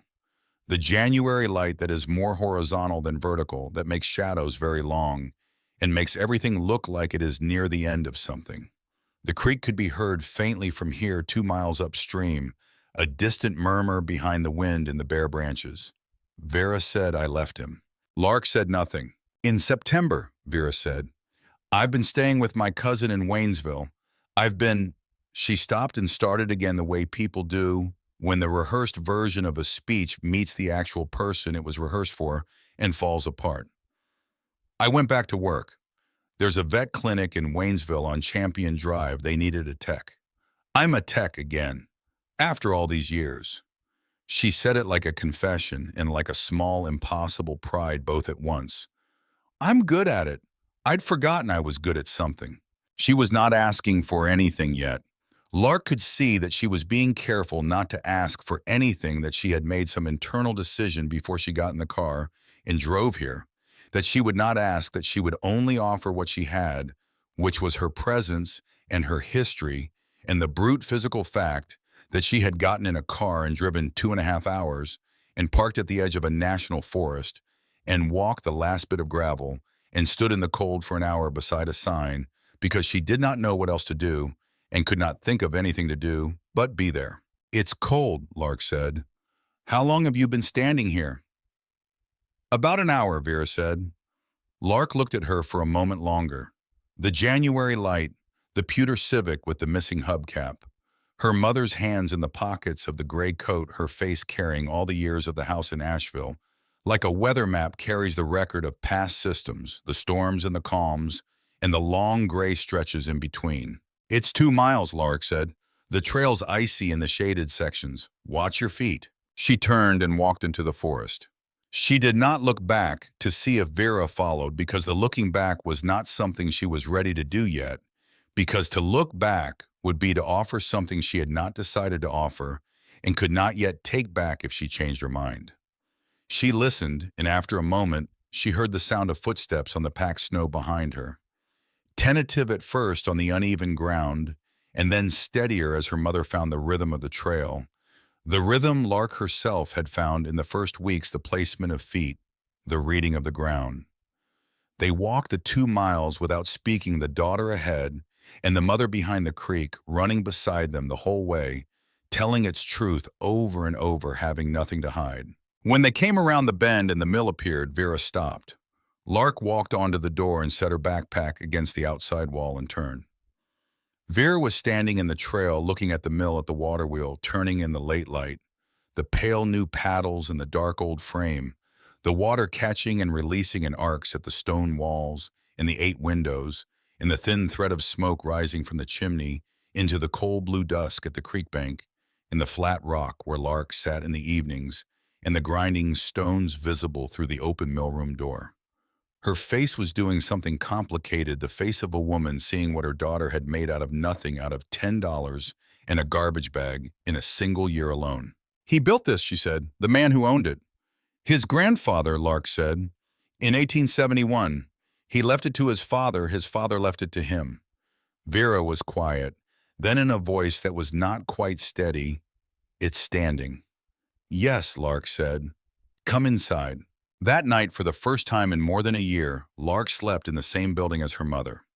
They had not resolved anything. There was too much between them that was real, and too little time that had passed. And forgiveness, the actual thing, not the performance of it, but the structural fact of it, takes longer than one night on either side, longer than one winter, longer maybe than either of them had. But the snow that had been threatening since mid-afternoon began in earnest around 10. Heavy and windless, the flakes coming down fat and slow in the light from the one window she lit, and the temperature outside dropped past the point where sending someone back down an icy trail in the dark to a car parked 2 miles away in a national forest in a January snowstorm was something Lark was willing to do regardless of the unfinished conversation between them.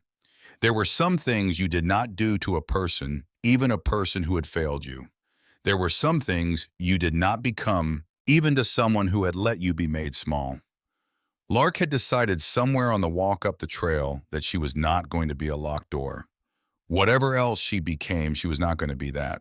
She gave Vera the spare blankets. She banked the fire and fed it at midnight and fed it again at 4.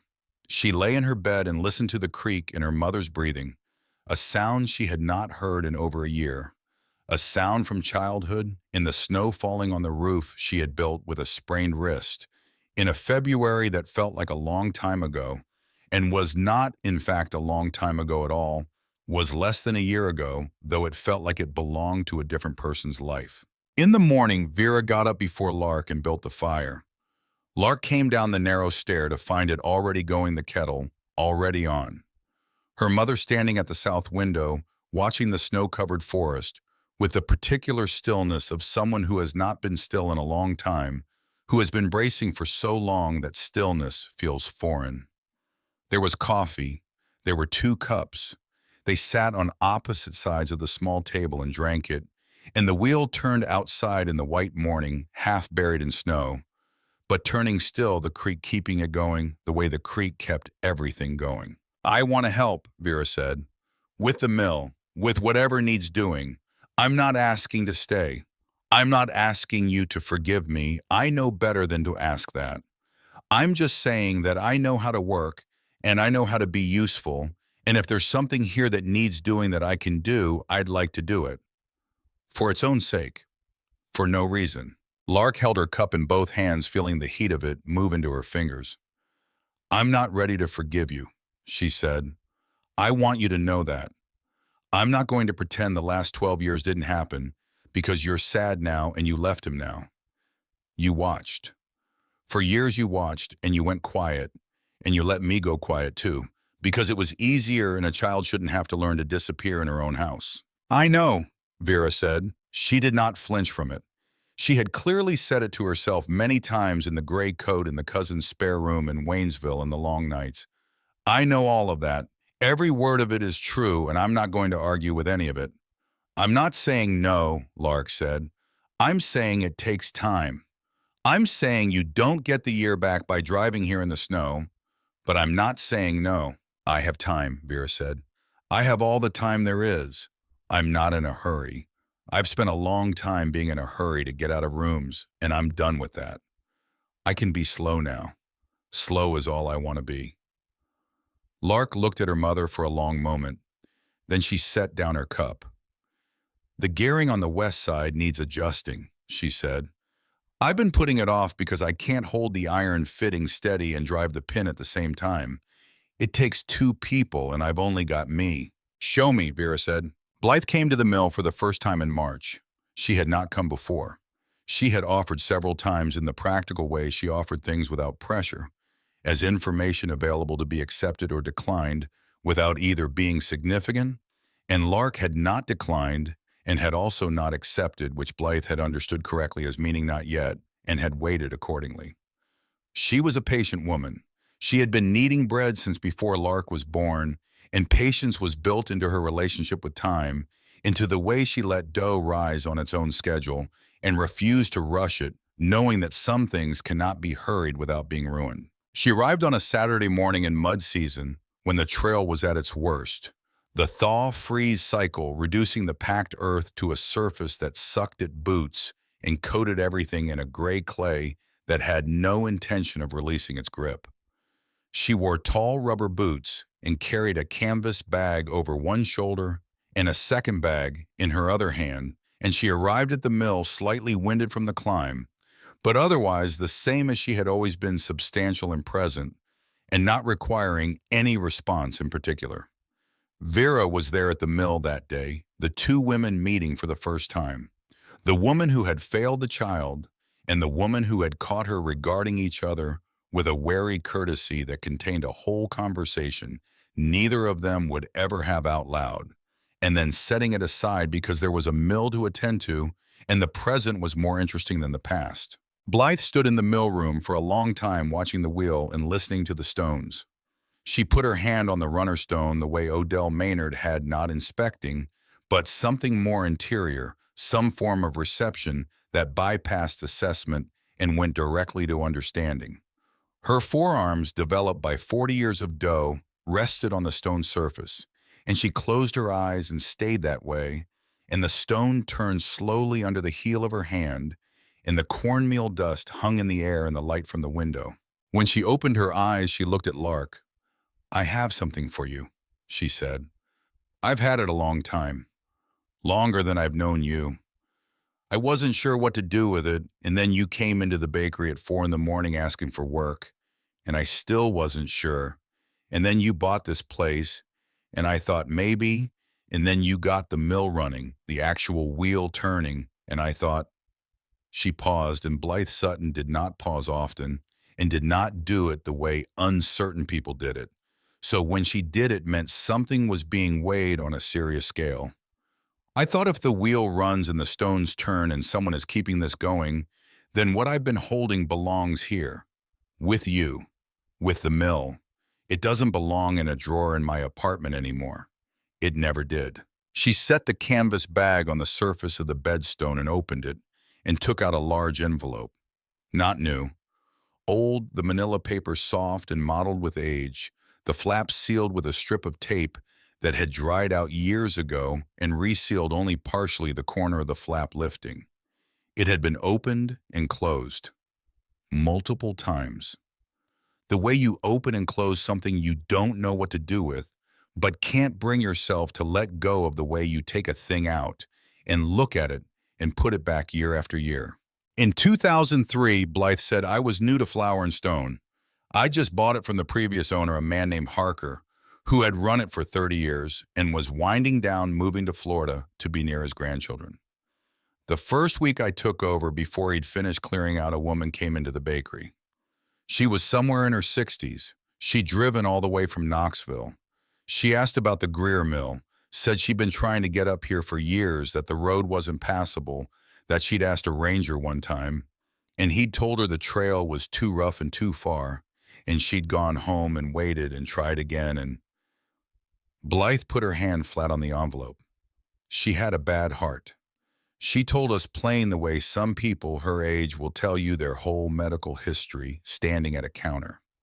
She said her doctor had told her that year that the trail wasn't going to be possible for her, not anymore, not with her heart.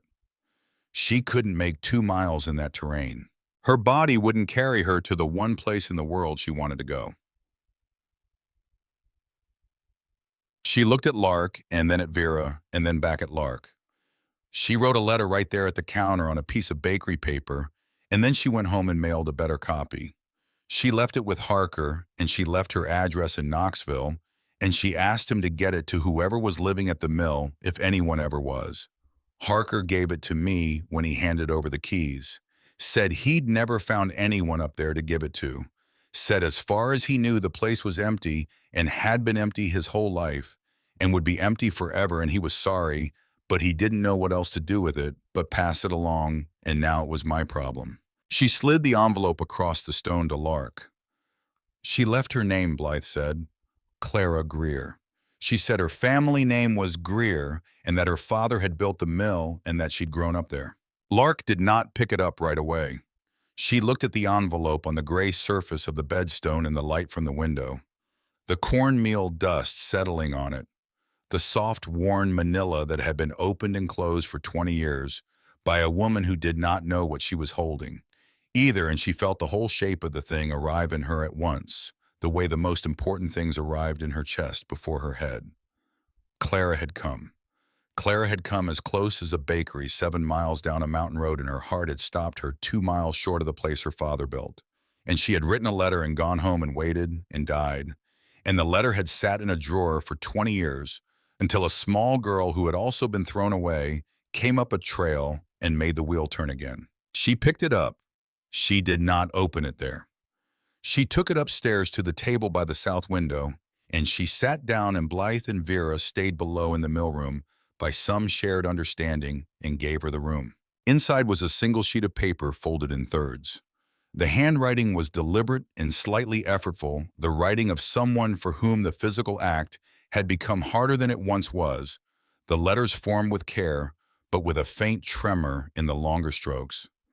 The paper had the texture of having been handled soft at the folds, as though the person who wrote it had held it and reread it more than once before sealing it, the way Silas had reread the letter he wrote his daughter, the same blood doing the same thing across 50 years. To whoever is living at the Greer Mill on Beckett Creek. My name is Clara Greer. I am the daughter of Silas Greer, who ran the mill from 1921 to 1958. I grew up there until I was 13 years old, when my father sent me to the Holston Children's Home in Knoxville because of the flood. He sent me money when he could every few months in the mail, and I knew it was from him because of the way he wrote my name. I waited for him to come and get me. He never did. He died in 1962, and no one told me for 6 years, and by then I was grown, and there was nothing to go back to that anyone knew of. I have wanted to go back to the mill my whole life. I have not been able to. I am not able now. My heart is not what it was, and the trail is beyond me, the doctor says, and I believe him, though I do not want to. I am not writing to make a claim on the property. Whatever has happened to it in all the years since my father died is done, and I am not writing about that. I am writing because I want to know if his things are there. He used to talk about the mill the way some people talk about a person they love. He said the creak sounded like someone talking in another room. He said the stones were good. He said one day I would hear them again. I never did. I just want to know if his mill is standing. I just want to know if anyone is taking care of it. I have a daughter. Her name is Jessie. She lives near me in Knoxville. Maybe someday she will be able to go where I could not, and stand where I cannot stand, and hear what I never got to hear. My father used to say a mill is a useful thing. A place that feeds people is a place worth keeping. I believed him when I was a girl, and I believe him still. Thank you for reading this, whoever you are. Clara Greer, April 2003. Beneath the letter was a folded piece of notepaper, newer the fold crisp. Blythe had added it herself. Lark could see in Blythe's blocky, practical hand. A Knoxville address, a phone number, and one line: Clara died in 2005. Her daughter Jessie still lives at this address as of last year I checked. I found all this again going through Harker's old box in 2022, and I have not known what to do about it since. B. Lark put the letter down on the table. She sat with it for a long time, the fire in the stove ticking the creak through the floor, the afternoon light coming through the south windows at its low March angle. From below came the intermittent sound of her mother and Blythe, two women who had just met talking low, and then the tap and pause and tap of someone testing the gearing Vera, showing Blythe what they had been working on, the small, ordinary sounds of a place that had people in it again. Clara had come as close as the bakery. She had stood 7 miles from the place where her father had built a life and hidden a fortune in mason jars and written her name on the back of a letter, and she had not been able to make the trail. She had died 2 years later without ever knowing whether the mill was standing, without ever knowing that her name was on that letter, without ever knowing that the man who sent her away had spent the rest of his life trying to find a way to bring her back. She had a daughter, Jessie. Lark picked up the piece of notepaper with Jessie's address and held it, and the question that had been sitting behind a stone wall for 60 years and in her own hands for 9 months finally became a thing she could do something about. She wrote the letter that evening after Blythe had gone back down the trail and Vera had gone to sleep on the cot in the corner. She sat at the table with the Knoxville address in front of her and a piece of paper and a pen, and she thought carefully about what she was writing and to whom, and what it should contain and what it should not. She was not a person who wrote letters. She was a person who noticed things and fixed things and kept things running. And letters were a different kind of making, but the principle was the same. You thought about what the thing was for and you built it to do that and no more. She wrote, "My name is Lark Holloway. I am 19 years old. I own and operate the Greer Mill on Beckett Creek in Madison County, North Carolina. I bought it last year for $10 at a tax sale, and I have spent the year repairing it. The water wheel is running. The grinding stones are turning. The mill is producing flour, and people drive a long way to buy it. Your grandmother's father, Silas Greer, built this mill, or rather his grandfather built it, and Silas ran it, and I have restored what they made, and it works the way it was meant to work. I found your grandmother's letter. It came to me through Blythe Sutton at the Flour and Stone Bakery in Asheville, who held it for 20 years, not knowing who to give it to. I have read it many times. I also found other things. Under the floor of the upper room, Silas hid his life savings in 12 mason jars and a letter. In a hidden space in the millroom wall, he hid a photograph and a paper that explains why your grandmother left, which was not what she thought it was. I think you should read all of it. I think you should have all of it. The mill is standing, the creek is clean, the wheel is turning. Your great-grandfather built every stone of it. And on the back of his letter, he wrote a line to your grandmother that I think she never got to read, and I would rather not put it in this letter because some things should be read off the page.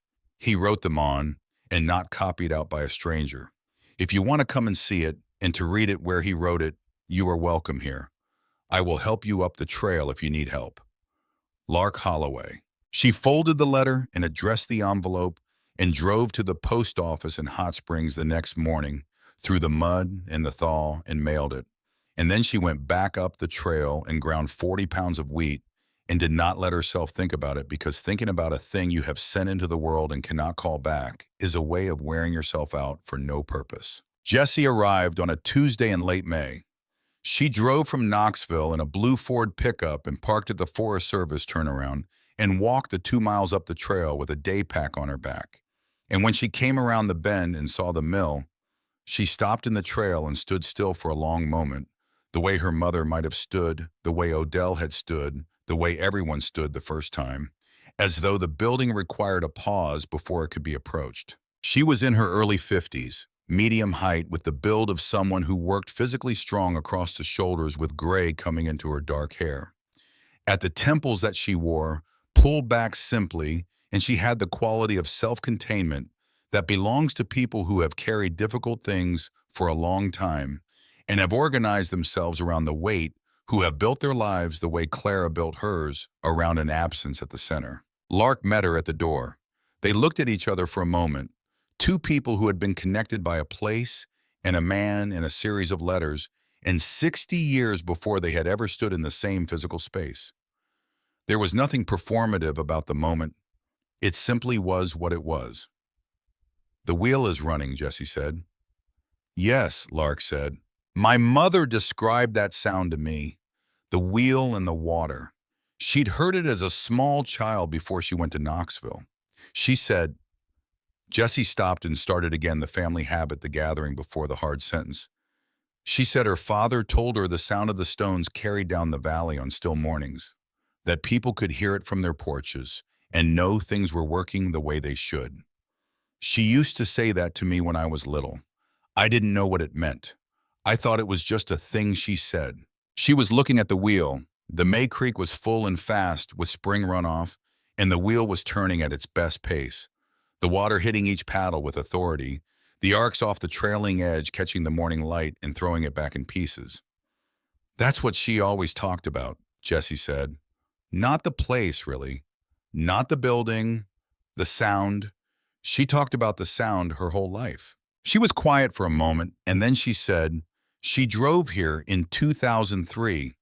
Did the baker tell you—" "She made it as far as the bakery," Lark said. Her heart wouldn't let her go further. She wrote a letter and went home. Jessie nodded slowly, looking at the ground and then at the wheel again.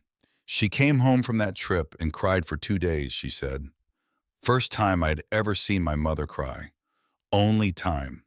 She was not a woman who cried. She'd had it trained out of her growing up the way she did. But she came back from North Carolina, and she sat at her kitchen table, and she cried, and she wouldn't tell me why, and I was a grown woman by then with my own kids, and I didn't push, and I have regretted not pushing every day since she died." She turned from the wheel to Lark. "And then your letter came, after 20 years. And I sat at the same kitchen table, her table I kept it, and I read it, and I understood for the first time what she'd been crying about. She'd gotten this close, and she had to turn around, and she never knew if any of it was still here." "Come in," Lark said. "There's a lot to show you. We can take it slow." She gave Jessie the letter first. Silas's letter, the original, in the leather pouch with the brown twine.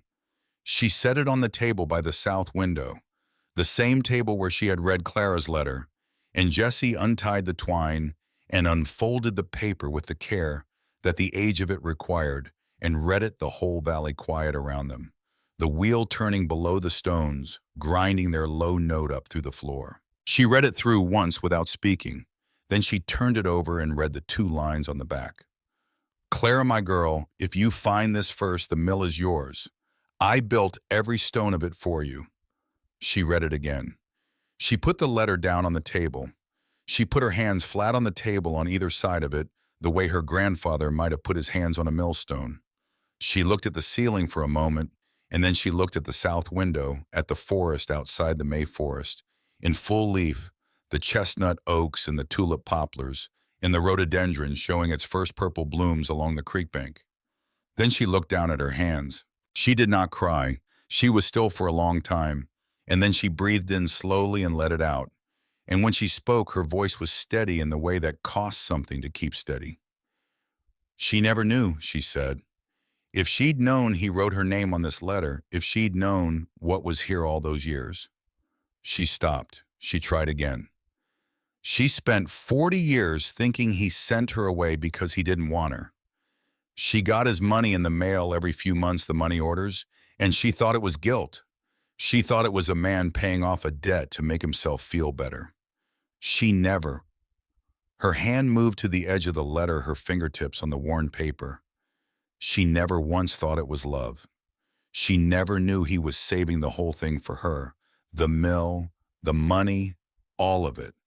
Every dollar in those jars he was saving for the day he could bring his girl home. The creek ran under the floor. The wheel turned outside. The grinding stones in the mill room below rotated with their low circular murmur, steady as the creek, steady as time, the same sound Clara had heard as a child and chased her whole life and never heard again. Lark set the photograph on the table. Silas and Clara, 1947. The man with his face turned slightly away from the camera, the girl with her arm raised, pointing at something outside the frame. Both of them with their feet on this earth beside this creek in front of these stones, in a year before the flood, before Knoxville, before any of it. When a father and his daughter could stand in the sun and she could point at a thing and he could turn to look. Jessie looked at the photograph for a long time. She touched the edge of it with one finger, not the surface, the edge, the way you touch something you are afraid to disturb. She would have been 8, she said quietly. That's what my mother looked like at 8 years old. She stopped. There were no pictures. Nothing came with her from Holston. Whatever was in the house got cleared out and sold off when the county took the property, and she spent her whole life trying to find out where any of it went and never could. She didn't have a single photograph of her father, not one. She didn't know what he looked like by the end. She'd lost the face. She told me that once that she'd started to lose his face, and it frightened her more than anything. She looked up from the photograph. She would have given anything in the world for this, she said. Anything. Lark said, "It's yours." Jessie looked at her. "Everything I found here that belonged to Silas, it's yours," Lark said. "The letter, the photograph, the transfer paper from Holston, the coins that are left after what I spent on the mill. I kept what I needed to fix this place, because that's what his letter told me to do, use them to keep the mill standing, and I did. I kept it standing, and the rest is Clara's, which means it's yours and your children's. It was always going to belong to whoever came up that trail with her blood in them, and that's you." Jessie was quiet for a moment. "The mill," she said carefully. I didn't drive here too." "The mill is mine," Lark said gently before the worry could finish forming. "I bought it and I rebuilt it and I run it and I'm going to keep running it, and that's not what any of this is about. This isn't about the mill. The mill found the person it needed. This is about giving you back what was yours to begin with. There's a difference between the building and the things inside it that have your family's name on them, and I've had a year to think about the difference, and I'm sure of it." Jessie looked at her steadily. The quality of looking between them was the quality of two people who have arrived at an understanding without having to negotiate one, who recognize in each other some common foundation that makes the negotiation unnecessary. Two women who had both been left in different ways by people who should not have left them, and who had both in different ways refused to become the leaving. "She just wanted to know he loved her," Jessie said. That was the whole of it. Her entire life, under everything else, that was the only thing she ever really wanted. To know. She touched the 2 lines on the back of the letter one more time. "Clara, my girl." And he did, the whole time. He just couldn't figure out how to reach her across the distance, and then he ran out of time and she ran out of time, and it took a stranger with a tax receipt to carry it the last mile. She looked at Lark. You carried it the last mile. The fire in the stove ticked softly. The creek ran. Outside from somewhere down the valley came the sound of a woodpecker working a dead tree. The rapid, precise percussion carrying through the May forest like a small, emphatic announcement that the day was getting on with itself. Would you like to see the mill room? Lark said. They went down the narrow stair together, the same stair Clara had run up and down as a girl. The treads worn concave by 60 years of Silas and 100 years of Greer's before him, and now a year of Lark. Vera was at the gear mechanism with a wrench adjusting the drive connection on the axle housing. Her sleeves rolled up flour dust on her forearms. She looked up when they came in, nodded at Jesse, a nod that contained a whole welcome, and went back to what she was doing, because she had learned over the months when a moment belonged to her daughter and when it belonged to someone else, and this one was not hers, and she had the grace at last to know it. The grinding stones were turning. Jesse walked to them and stood beside the runner stone, watching it rotate, feeling the vibration come up through the stone floor into the soles of her boots and up through her legs. The smell of fresh cornmeal was in the air. They had ground a batch of Bloody Butcher that morning, the corn's particular sweetness still hanging in the dust that settled on every surface of the mill room by the end of a grinding day. She put her hand on the runner stone, flat palm the way Odell Maynard had done it, and the way Blythe had done it, and the way Lark herself had done it on that first afternoon in February, needing to feel the weight and the cold and the motion of the thing through her own skin. She closed her eyes. She stood that way for a long time, her palm on the turning stone, the cornmeal dust in the light from the window, the wheel groaning faintly outside the creek rising through the floor. When she opened her eyes, they were wet, but she was not crying. She was doing something more interior than crying, something that did not need to come out, but only to be recognized privately in the company of the stone and the sound and the 150 years of accumulated presence in the room. That's the sound, she said, not loudly. She told me about this sound my whole life, the low rumble you feel in your feet more than hear with your ears. She said it sounded like the whole building had a heartbeat. She kept her hand on the stone. I always thought she was exaggerating, the way you do about the things you loved as a child. I thought she'd made it bigger than it was the way memory does. She felt the stone turn under her palm. She didn't make it bigger. It's exactly what she said. It's exactly that sound. The wheel turned. The stones turned. The creek ran beneath them, speaking its low, indistinct language to the bedrock it had been running over since before any human thought to listen to it. She could hear it, Jessie said quietly to the stone to the room to her mother. Wherever she is, I know she can hear it now. Jessie stayed 3 days. She slept on a folding cot they set up in the corner of the upper room and woke early and helped with the morning grinding and learned the sequence of opening the sluice and monitoring the feed and adjusting the gate to manage the speed of the wheel in the variable flow of the May Creek.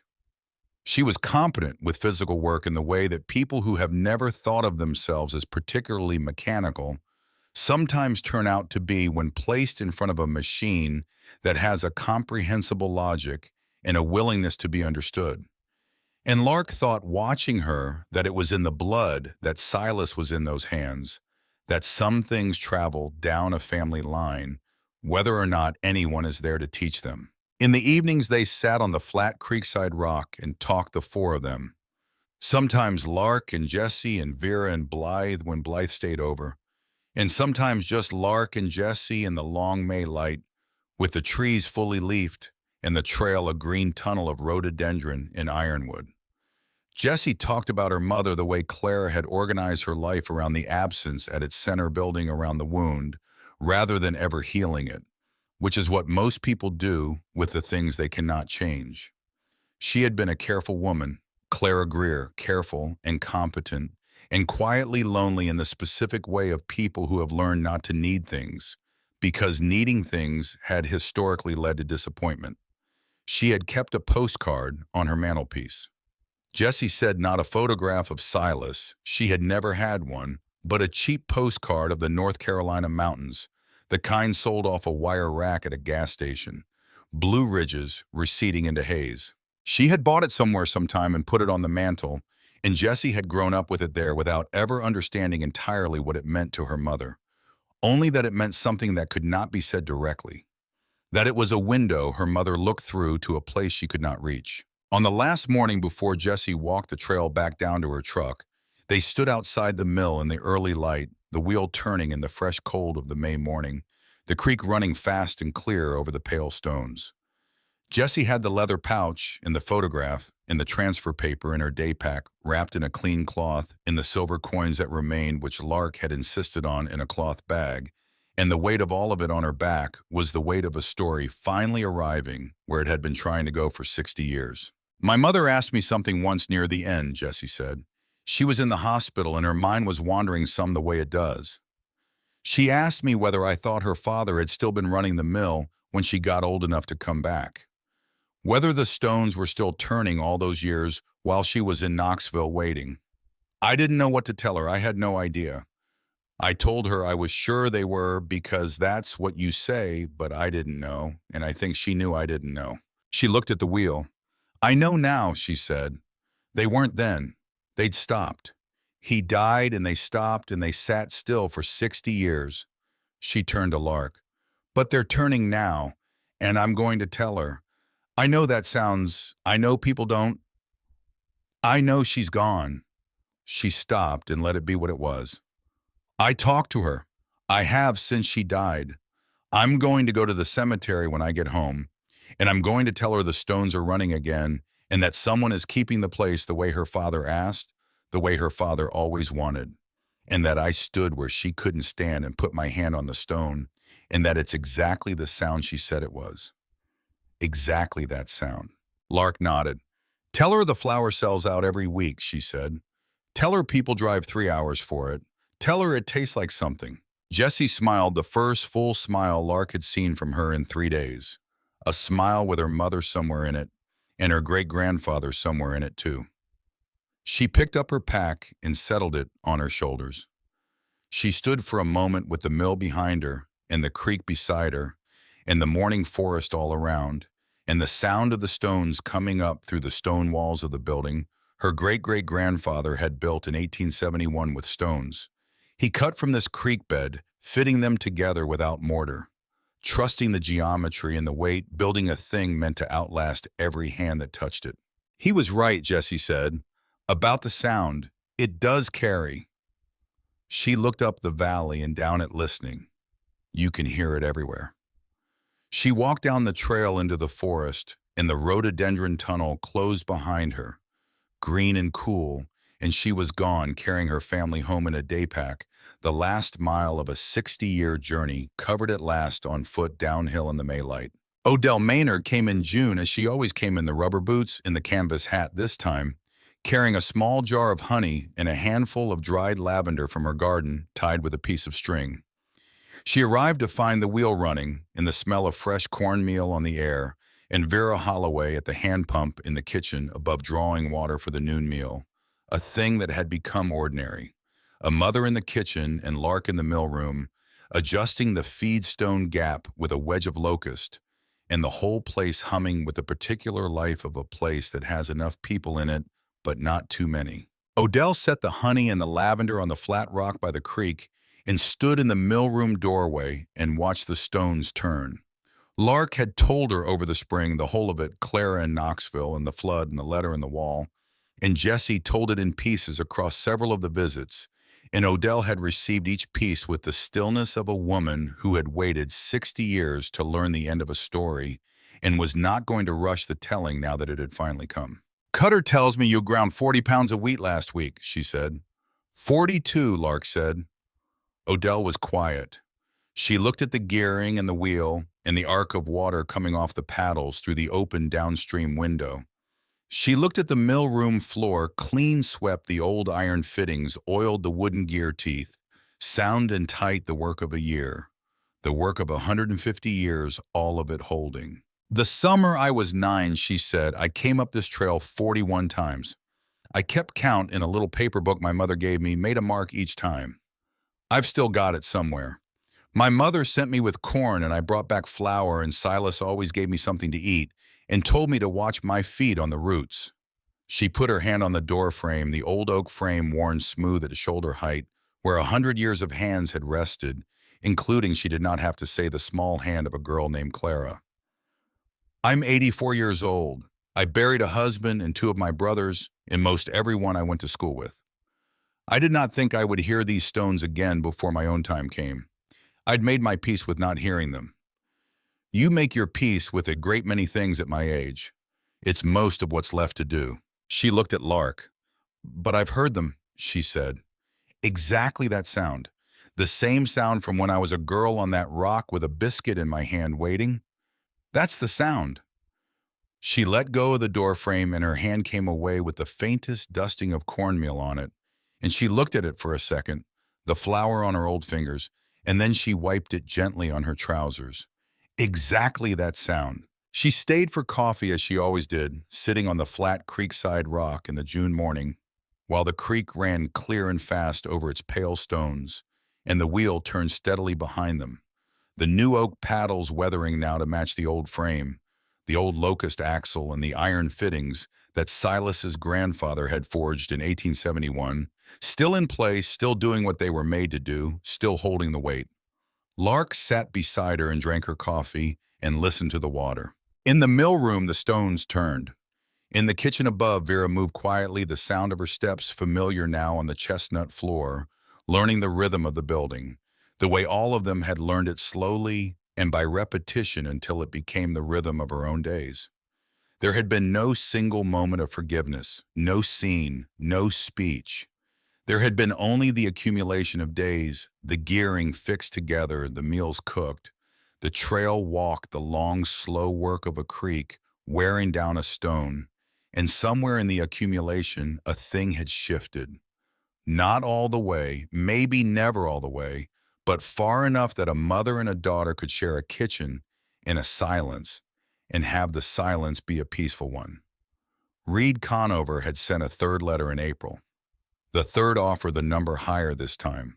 Lark had set it on the table unopened, looked at it for a moment, and then put it in the wood stove and gone back to work, and the paper had burned. And the offer had burned with it, and she had not thought about it since. The creek ran beneath the building. The wheel turned in the clear June morning. The smell of fresh ground cornmeal came out through the millroom door and moved down the trail toward the valley on the light mountain air, faint and sweet and specific. The particular smell of grain made useful of stone, doing the work it had always been built to do of a place that turned grain into flour, and so was by the only measure that had ever mattered to Silas Greer worth keeping. Down the valley, 3 miles away on a porch where Odell Maynard's family had lived for 4 generations, a young woman who was Odell's great niece was setting the table for breakfast, and she stopped a plate in her hand and tilted her head and listened. From far up the creek carried on the still morning air, the way Silas had said it would carry, the way Clara had described it her whole life, the way Jessie now believed her mother could hear it from wherever she had gone, came a low, steady sound almost below hearing a rhythm, felt as much as heard the sound of 2 stones turning against each other, and a wheel turning in the water, and a whole building working the way it should. She set the plate down, she turned toward the sound, and she said to no one in particular, to her family, to the morning, to the valley that had waited 60 years to hear it again, I can hear the mill. And the others came to the door and they listened, and they could.